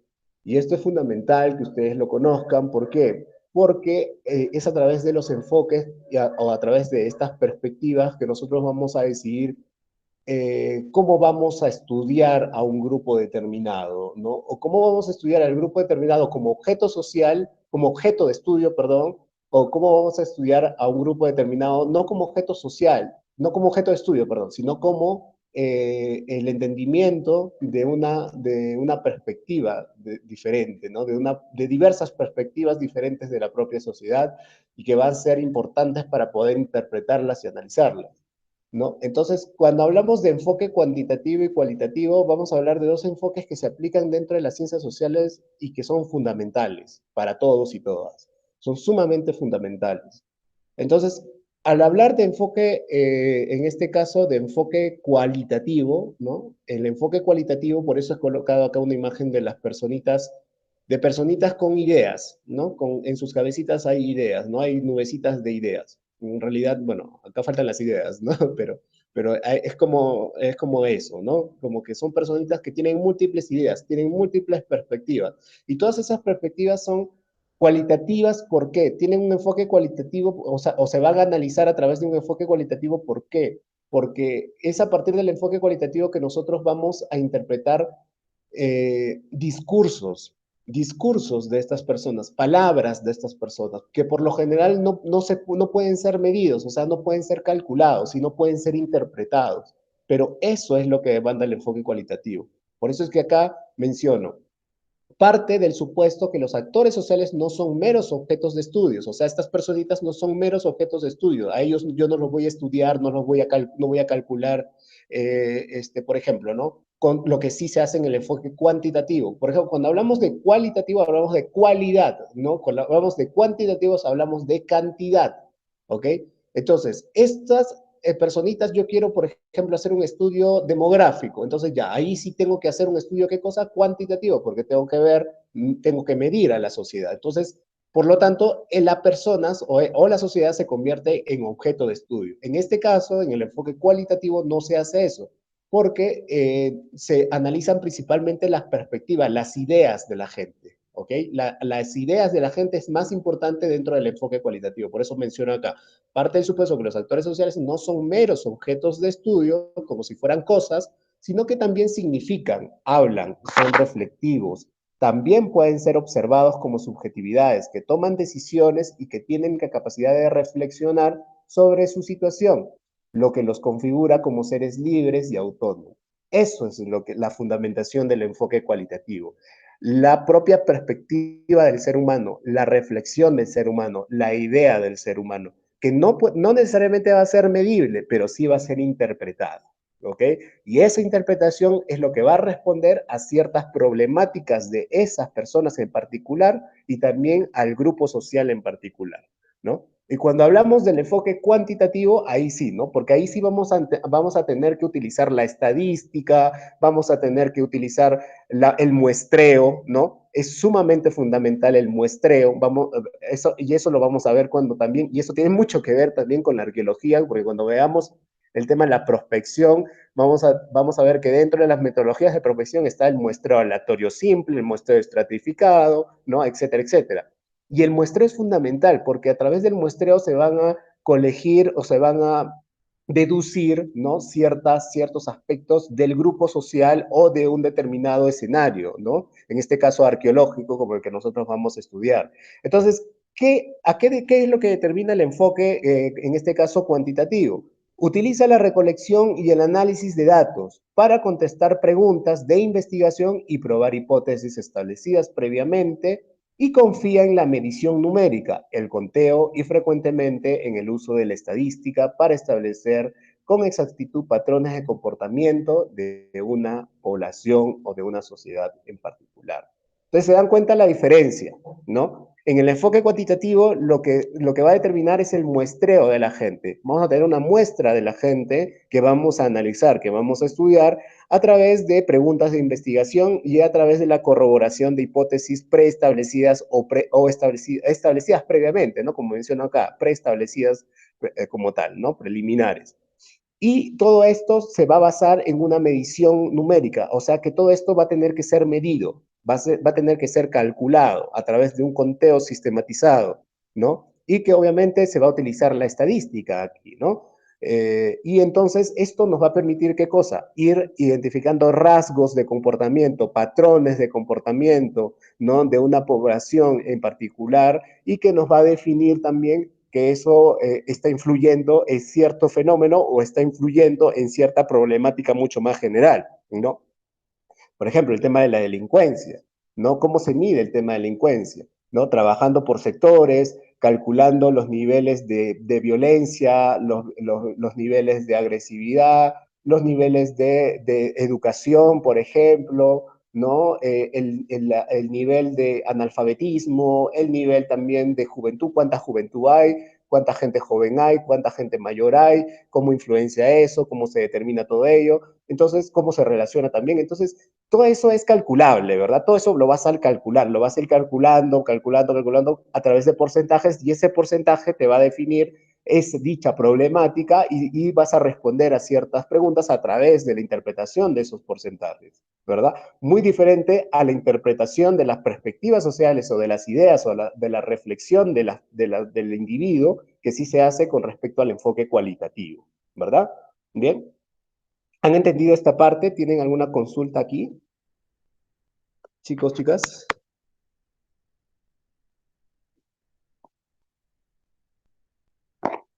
¿Me escuchan, chicos, chicas? ¿Sí Sí han se entendido? entendió, profesor. Ya, perfecto. Bien, entonces, aquí justamente en estas dos diapositivas era lo que les quería preguntar, ¿no? Con el tema del origen de la arqueología. ¿Qué han podido investigar, chicos? ¿Han buscado, llegaron a buscar, pudieron revisar alguna información sobre el origen de la arqueología? ¿Quién me puede hablar algo sobre este tema en particular?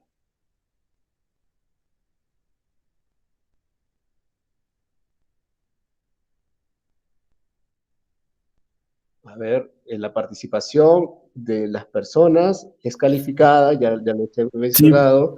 profesor, buen día. Hay que... Hola Wilder, ¿qué tal? ¿Cómo estás? Buen Sí, día. lo que yo investigué fueron de... La primera nos dice que la arqueología del Perú corresponde a la historia prehispánica peruana que se remonta desde hace 14.000 años, con la llegada de los primeros humanos, ¿no? Donde esos humanos crearon una singular civilización. Hasta el año 1532, con la conquista de la española del Tahuantinsuyo, y lo divide en varios periodos, ¿no? Como se conoce. Y en otro me dice que la primera experiencia de arqueología científica está marcada por los trabajos realizados en Ancón por los geólogos alemanes Wilhelm Reis y Alphonse Stubbe, quienes Ujú, rescataron una enorme necrópolis expuesta por los trabajos de construcción del ferrocarril Lima-Ancón en el año 1875. ujú. Eso investigué, profesor. Gracias. Perfecto. Excelente, Wilder. Muchas gracias. A ver, voy a apuntar aquí. Wilder, ok.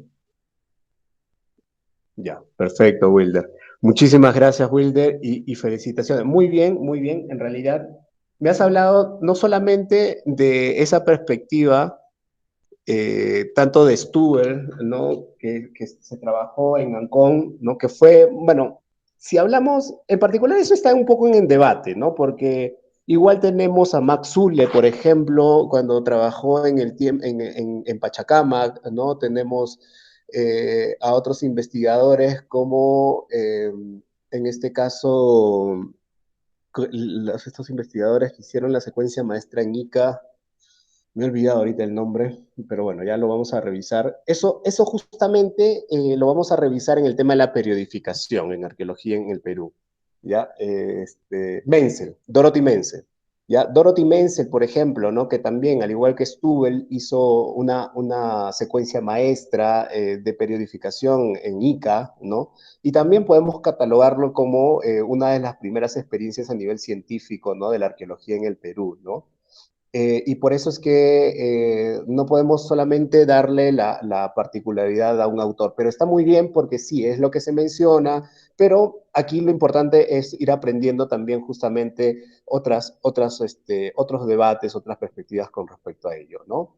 Pero muy bien, Wilder. Y también me has hablado del tema en el caso de la periodificación específicamente, ¿no? En este caso el primer hombre, por ejemplo, aquí en el Perú, ¿no? ¿Cómo podemos, en cierta medida, interpretar eso con respecto a uno de los primeros hombres, uno de los primeros, una de las primeras sociedades, uno de los primeros hombres? ¿No? No hablar de sociedades, porque no eran sociedades, ¿no? Sino eran grupos humanos organizados en bandas, pequeños grupos humanos en realidad que se asentaban tanto en cavernas, en cuevas, o como lo que pasaba en Tablada del Urín, por ejemplo, en la ciudad de Lima, en Lima, ¿no? En la parte del Arenal, de la parte del cono sur de Lima, ¿no? En la zona del desierto, ¿no? También hay una pequeña sociedad que, bueno, se organizaba a través de pequeñas tribus, ¿no? Luego de las tribus vienen las jefaturas, ¿no? Pero eso lo vamos a ver muy bien ya en el próximo módulo, ¿no? Cuando veamos ya temas más complejos en ese aspecto. Pero claro, ¿no? Estas sociedades, por ejemplo, no vivían en cavernas, perdón, estos grupos no vivían en cavernas, sino vivían en pequeños ya asentamientos, incluso grupos asociados ya y seminómades, ¿no? Entonces ya estamos hablando ya de grupos un poquito más especializados, pero que estaban en el mismo periodo de tiempo, ¿no? Estamos hablando de 10.000 años, ¿no? 9.000 años, 10.000, 11.000, 12.000 años, ¿no? Entonces, claro, ¿no? Y que obviamente hay toda una división de periodos, ¿no? Esa división de periodos son justamente la división de periodos que nosotros vamos a estudiar, ¿no? El periodo lítico, el periodo arcaico, el periodo formativo, el periodo intermedio temprano, el periodo horizonte medio, ¿no? El periodo formativo también se conoce como el horizonte temprano, ojo, ¿no? El periodo intermedio temprano, el horizonte medio, el intermedio tardío y el horizonte final, ¿no? Que es el horizonte ya el periodo de los incas, por ejemplo, ¿no? Y luego ya el periodo colonial con el contacto español. ¿no? Esos son los periodos que nosotros vamos a analizar y vamos a analizar las características de cada sociedad dentro de ese periodo. No de todas las sociedades dentro de ese periodo, porque sería sumamente complicadísimo, ¿no? Tendríamos de todo un año estudiar todas las sociedades, pero sí a las sociedades más representativas, ¿no? Por ejemplo, si hablamos del periodo arcaico, vamos a estudiar a la sociedad caral. Si hablamos del periodo, y también a Montegrande, aquí en Jaén, ¿no? En Cajamarca. Si estudiamos el periodo formativo o también denominado horizonte temprano, vamos a estudiar fundamental a la cultura chavín y también a la cultura sachín, por ejemplo, ¿no?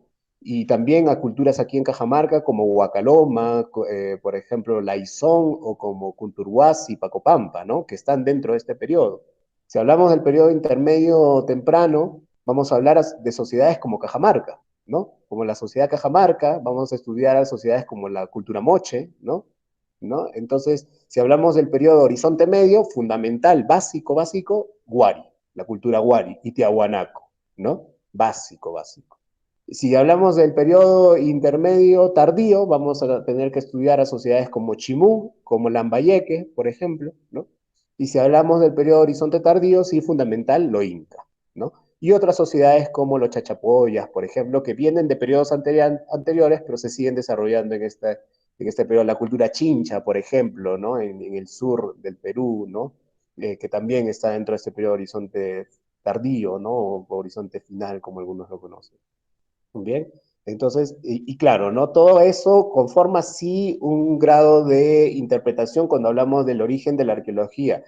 Pero lo que has mencionado, por ejemplo, Wilder, sobre la primera experiencia científica, justamente eso es uno de los primeros orígenes de la arqueología a nivel de práctica, como tal, a nivel ya de especialización, ¿no? A nivel de ya en este caso, de carrera, ¿no? De especialización, en este caso.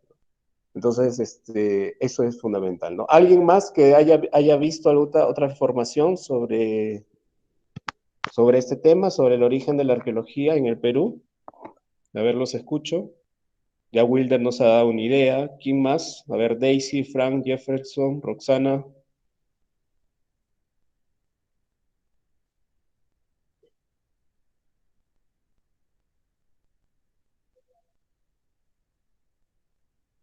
A ver, ¿nadie más ha buscado información? ¿O alguna idea suelta que tengan?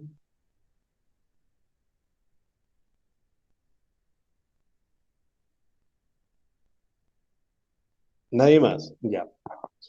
Bueno, de todas maneras, recuerden chicos que, por favor, para las próximas clases es fundamental la participación de todos y todas, ¿ya? Por ser para las primeras semanas, el tema de la participación lo estoy pasando por alto porque ya estamos iniciando, poco a poco tenemos que ir aprendiendo, ¿no? Para llegar a lo más complejo, porque si no, no vamos a poder llegar a lo más complejo entendiendo todo. Sí, creo que alguien quiere participar. Roxana, te escuchamos, a ver. Buenos días con todos. ¿Me escucha?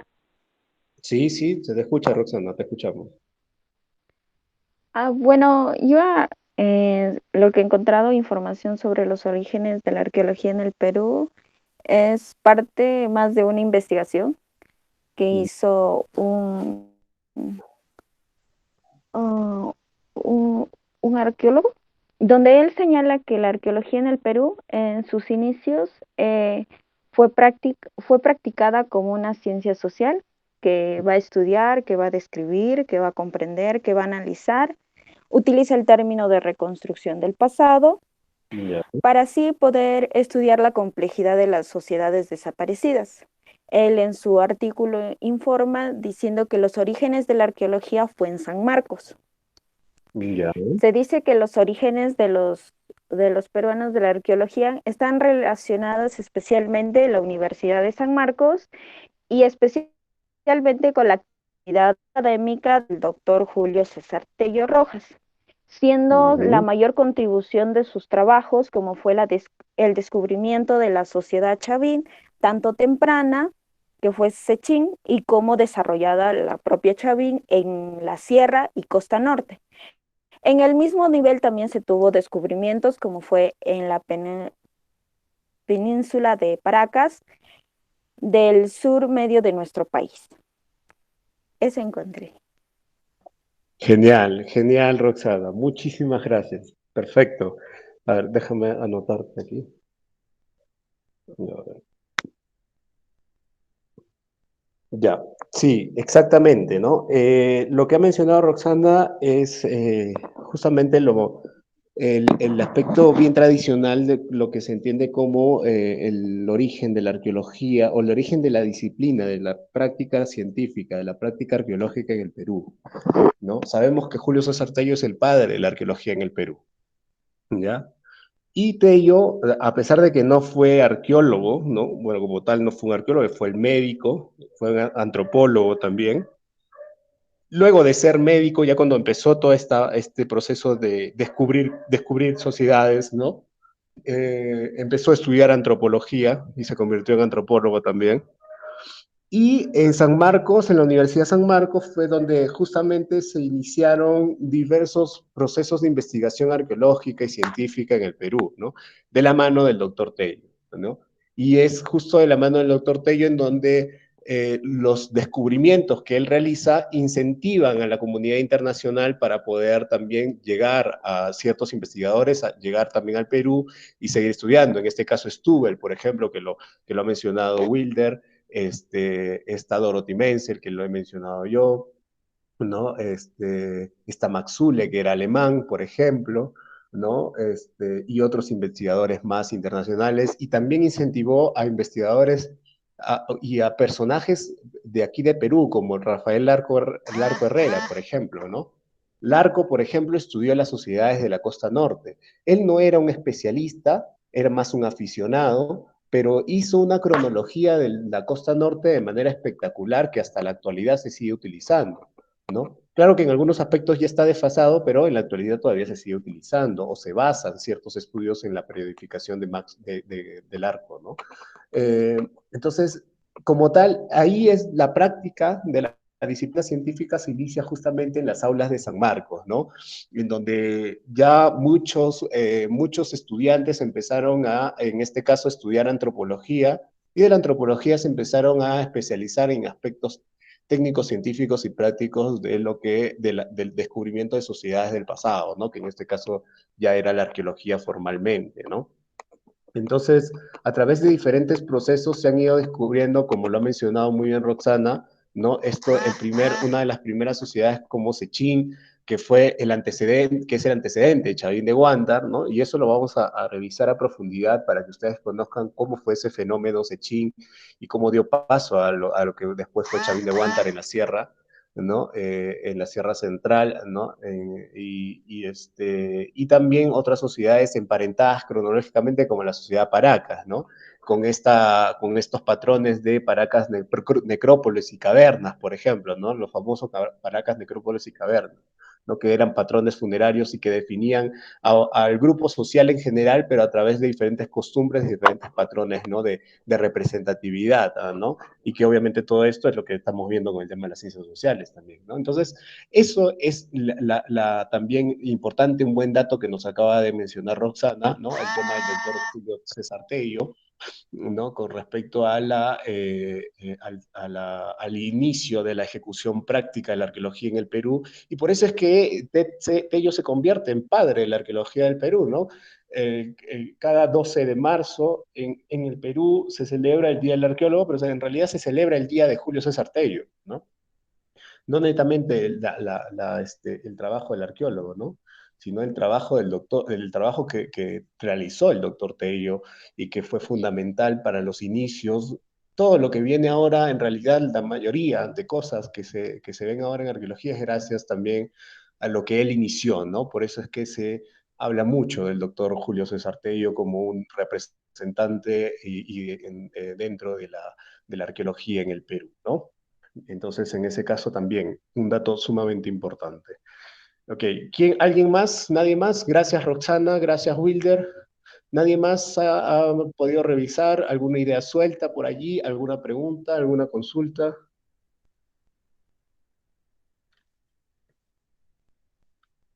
Ya, perfecto.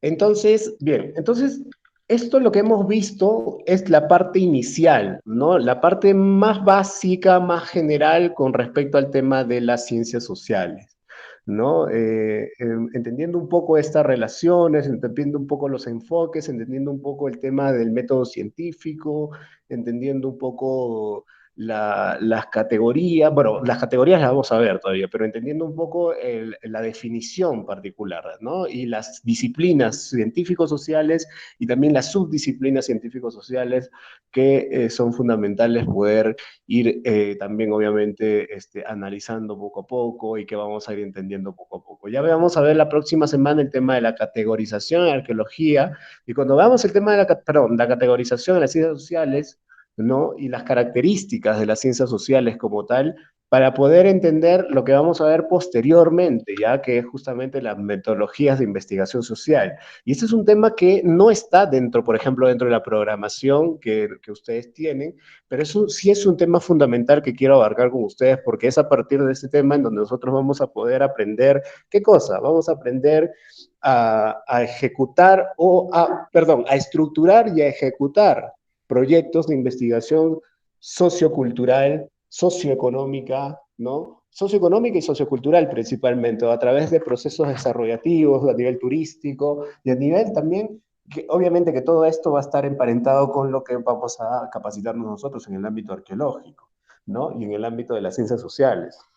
Entonces, la metodología de investigación social, en realidad, vamos a ver tres en particular, ¿no?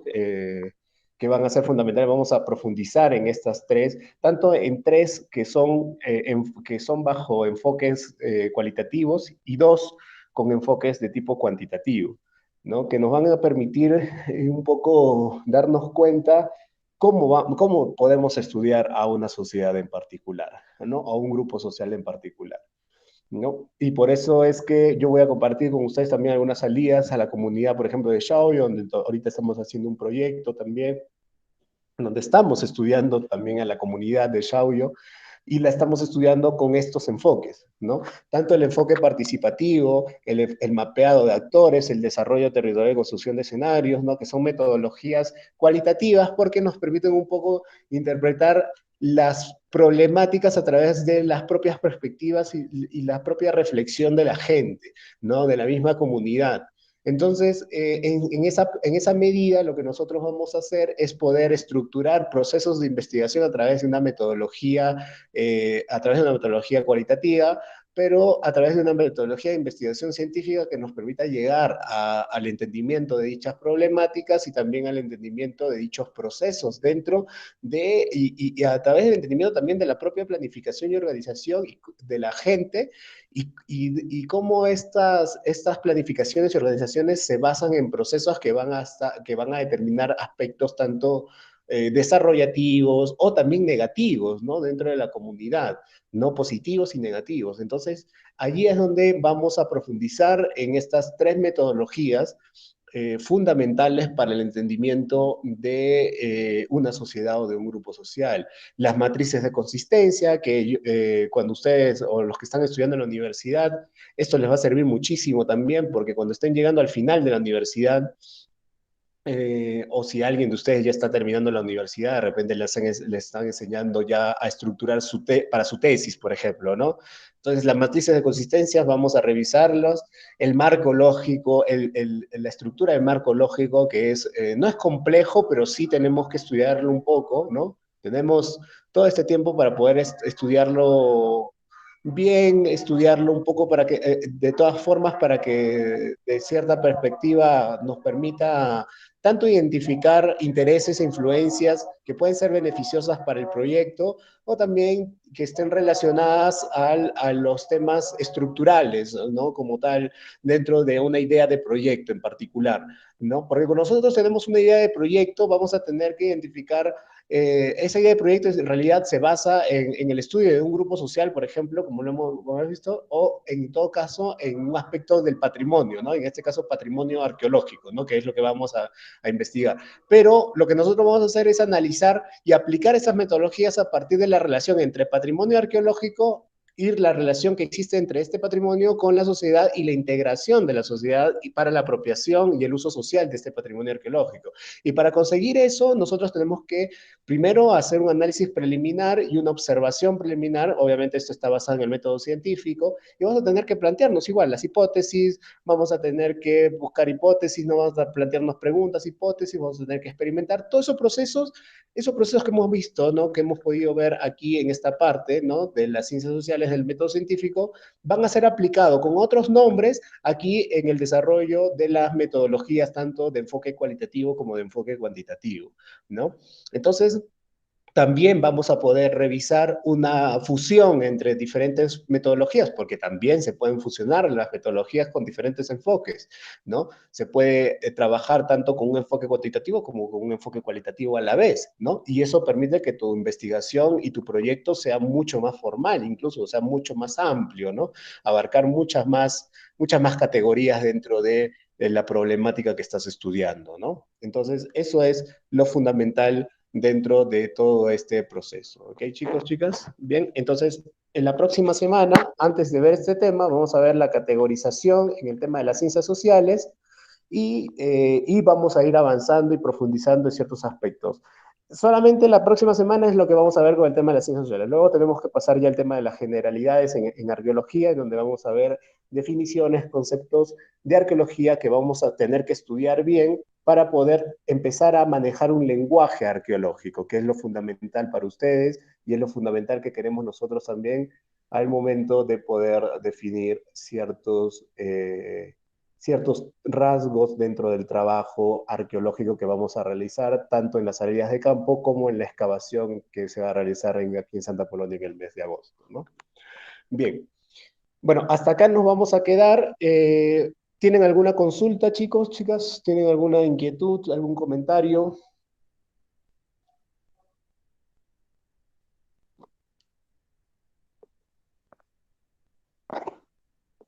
Profesor, disculpe, Sí, ¿el sílabus ya lo tendrá todavía? sí, el sílabus se lo he pasado a coordinación académica y apenas es que tienen ellos que firmarlo, tienen que sellarlo, y apenas me lo den, yo se los alcanzo, ¿ya? No se preocupen, que de todas maneras ahí el sílabus se los voy a alcanzar. Ya, denme unos días para poder esperar a que me responda la coordinación académica, que me diga que ya lo tiene firmado, y con eso ya estaríamos culminando, ¿sí? Bueno, estaríamos ahí compartiendo el sílabus con ustedes. Ya. Bien, chicos, si no tienen ninguna consulta hasta aquí, nos vamos a quedar aquí. No olvidar, por favor, el día viernes nosotros no vamos a tener sesión, como ya les había mencionado. La sesión del día viernes va a ser de psicología y con el libro que les ha dado. ¿Ya todos y todas ya recogieron el libro en la escuela?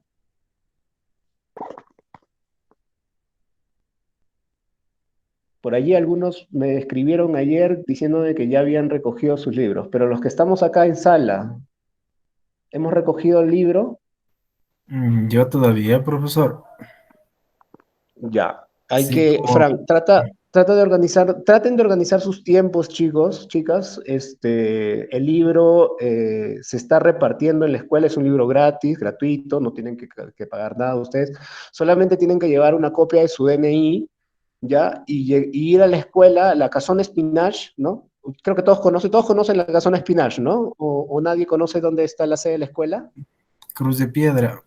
Ya. Cruz de Piedra, ¿no? Ya, ahí en la Casona Espinach, en Girón Cruz de Piedra, se acercan con su copia de DNI y se les va a entregar el libro. Consultan ahí ahí a la entrada, que van de parte de la escuela taller, ¿no? Van a recoger algunos libros y ellos le van a decir exactamente dónde se tienen que dirigir.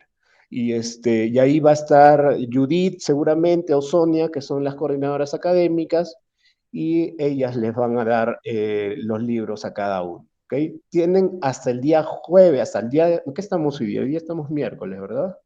Hasta mañana. Hasta el día de mañana nomás, chicos. Tenemos hasta el día de mañana, hasta el mediodía, Los libros se entregan de 10 hasta las 12 del día. Si pueden ir hoy día, sería lo más factible, ¿no? Para que no estén a última hora yendo.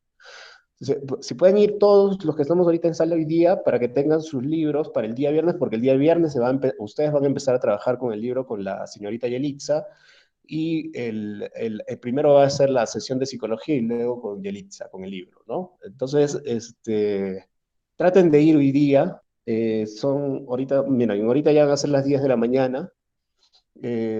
Justamente de 10 a 12 se están repartiendo los libros, entonces traten de darse un tiempito, vayan hacia la escuela. Creo que aquí, ¿quién quería la dirección exacta de la escuela? A ver, ya. A ver, la dirección exacta de la escuela no la tengo, pero ahorita la voy a colgar al grupo. Ya voy a consultar, voy a llamar y la voy a colgar al grupo de WhatsApp para que ustedes para que ustedes puedan ir. Pero está cerca.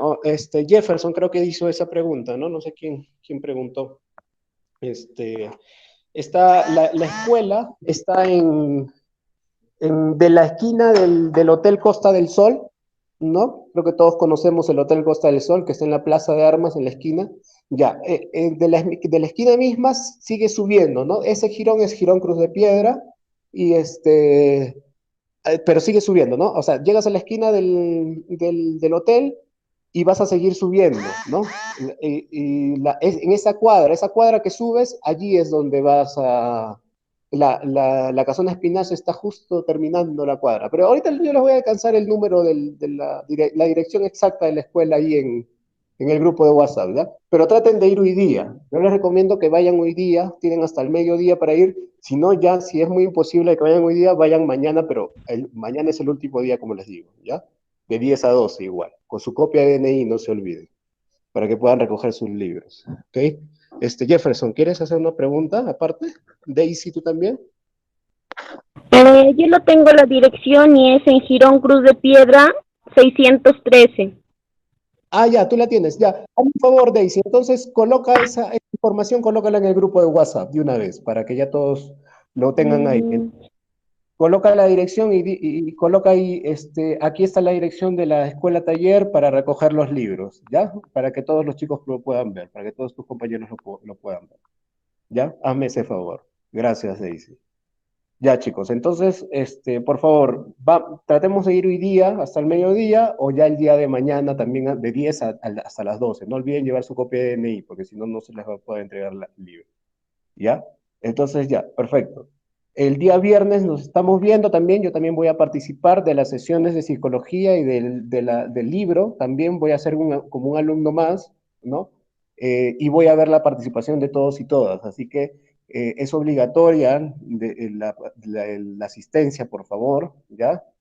Y ya a partir de la próxima semana empezamos tanto con las clases asincrónicas también por el grupo de WhatsApp o por la plataforma que ya se están creando sus usuarios y contraseñas por si acaso, ¿ya? Ya se están creando, ya apenas me pasen la lista, yo les voy a compartir también sus contraseñas y sus usuarios para la plataforma, ¿ya? Y eso ya vamos a ir trabajando mucho más, ya más formalmente, ¿no? Ya a partir de la próxima semana, como les he dicho, empezamos con las clases asincrónicas, coordinando por WhatsApp, por el grupo de WhatsApp, o en todo caso, si ya tenemos exactamente los usuarios y contraseñas, ya por la plataforma de manera particular, ¿no? Bien. Como les he dicho, no les estoy dejando tareas por el momento, porque por el momento todavía quiero que ustedes estén tranquilos, ¿no? Ya, pero a partir de la próxima semana ya se van a empezar a dejar algunas actividades, ¿ya, chicos?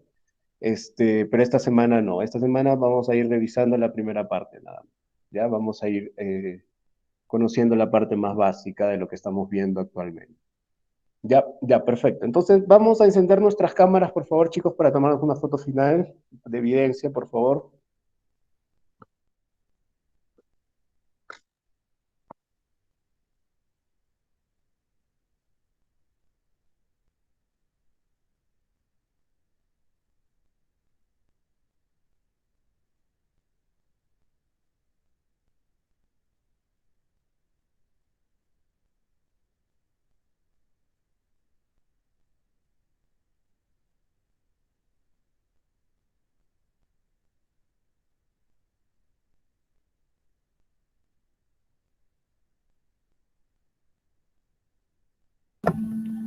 Ya, a ver, yo también ya había arreglado un poco este tema de la cámara, pero no sé qué pasó.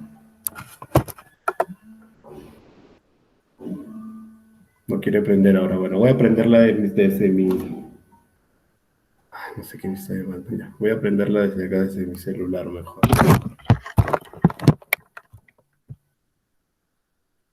Ya. Si me pueden ver ahí, chicos. Si no, voy a colocar un poco más acá esto. Ya. Sí. Bien, entonces vamos a tomar una captura de pantalla ahorita. A ver. Ya, 3, 2, 1. Ya. Ya, perfecto. Ya, chicos, gracias. Entonces, ya nos estamos viendo la próxima, bueno, el viernes, ¿ya? El viernes en la clase de psicología y con la señorita Yelitza y ya seguimos coordinando para los temarios de la próxima semana, ¿ya? No se olviden que el sílabus sí se los voy a ir alcanzando apenas me lo manden firmado en dirección y con eso ya para que ustedes vayan viendo también los temas que ya hemos revisado anteriormente con el tema de la programación, pero ahora van a estar sistematizados en el sílabus, ¿no?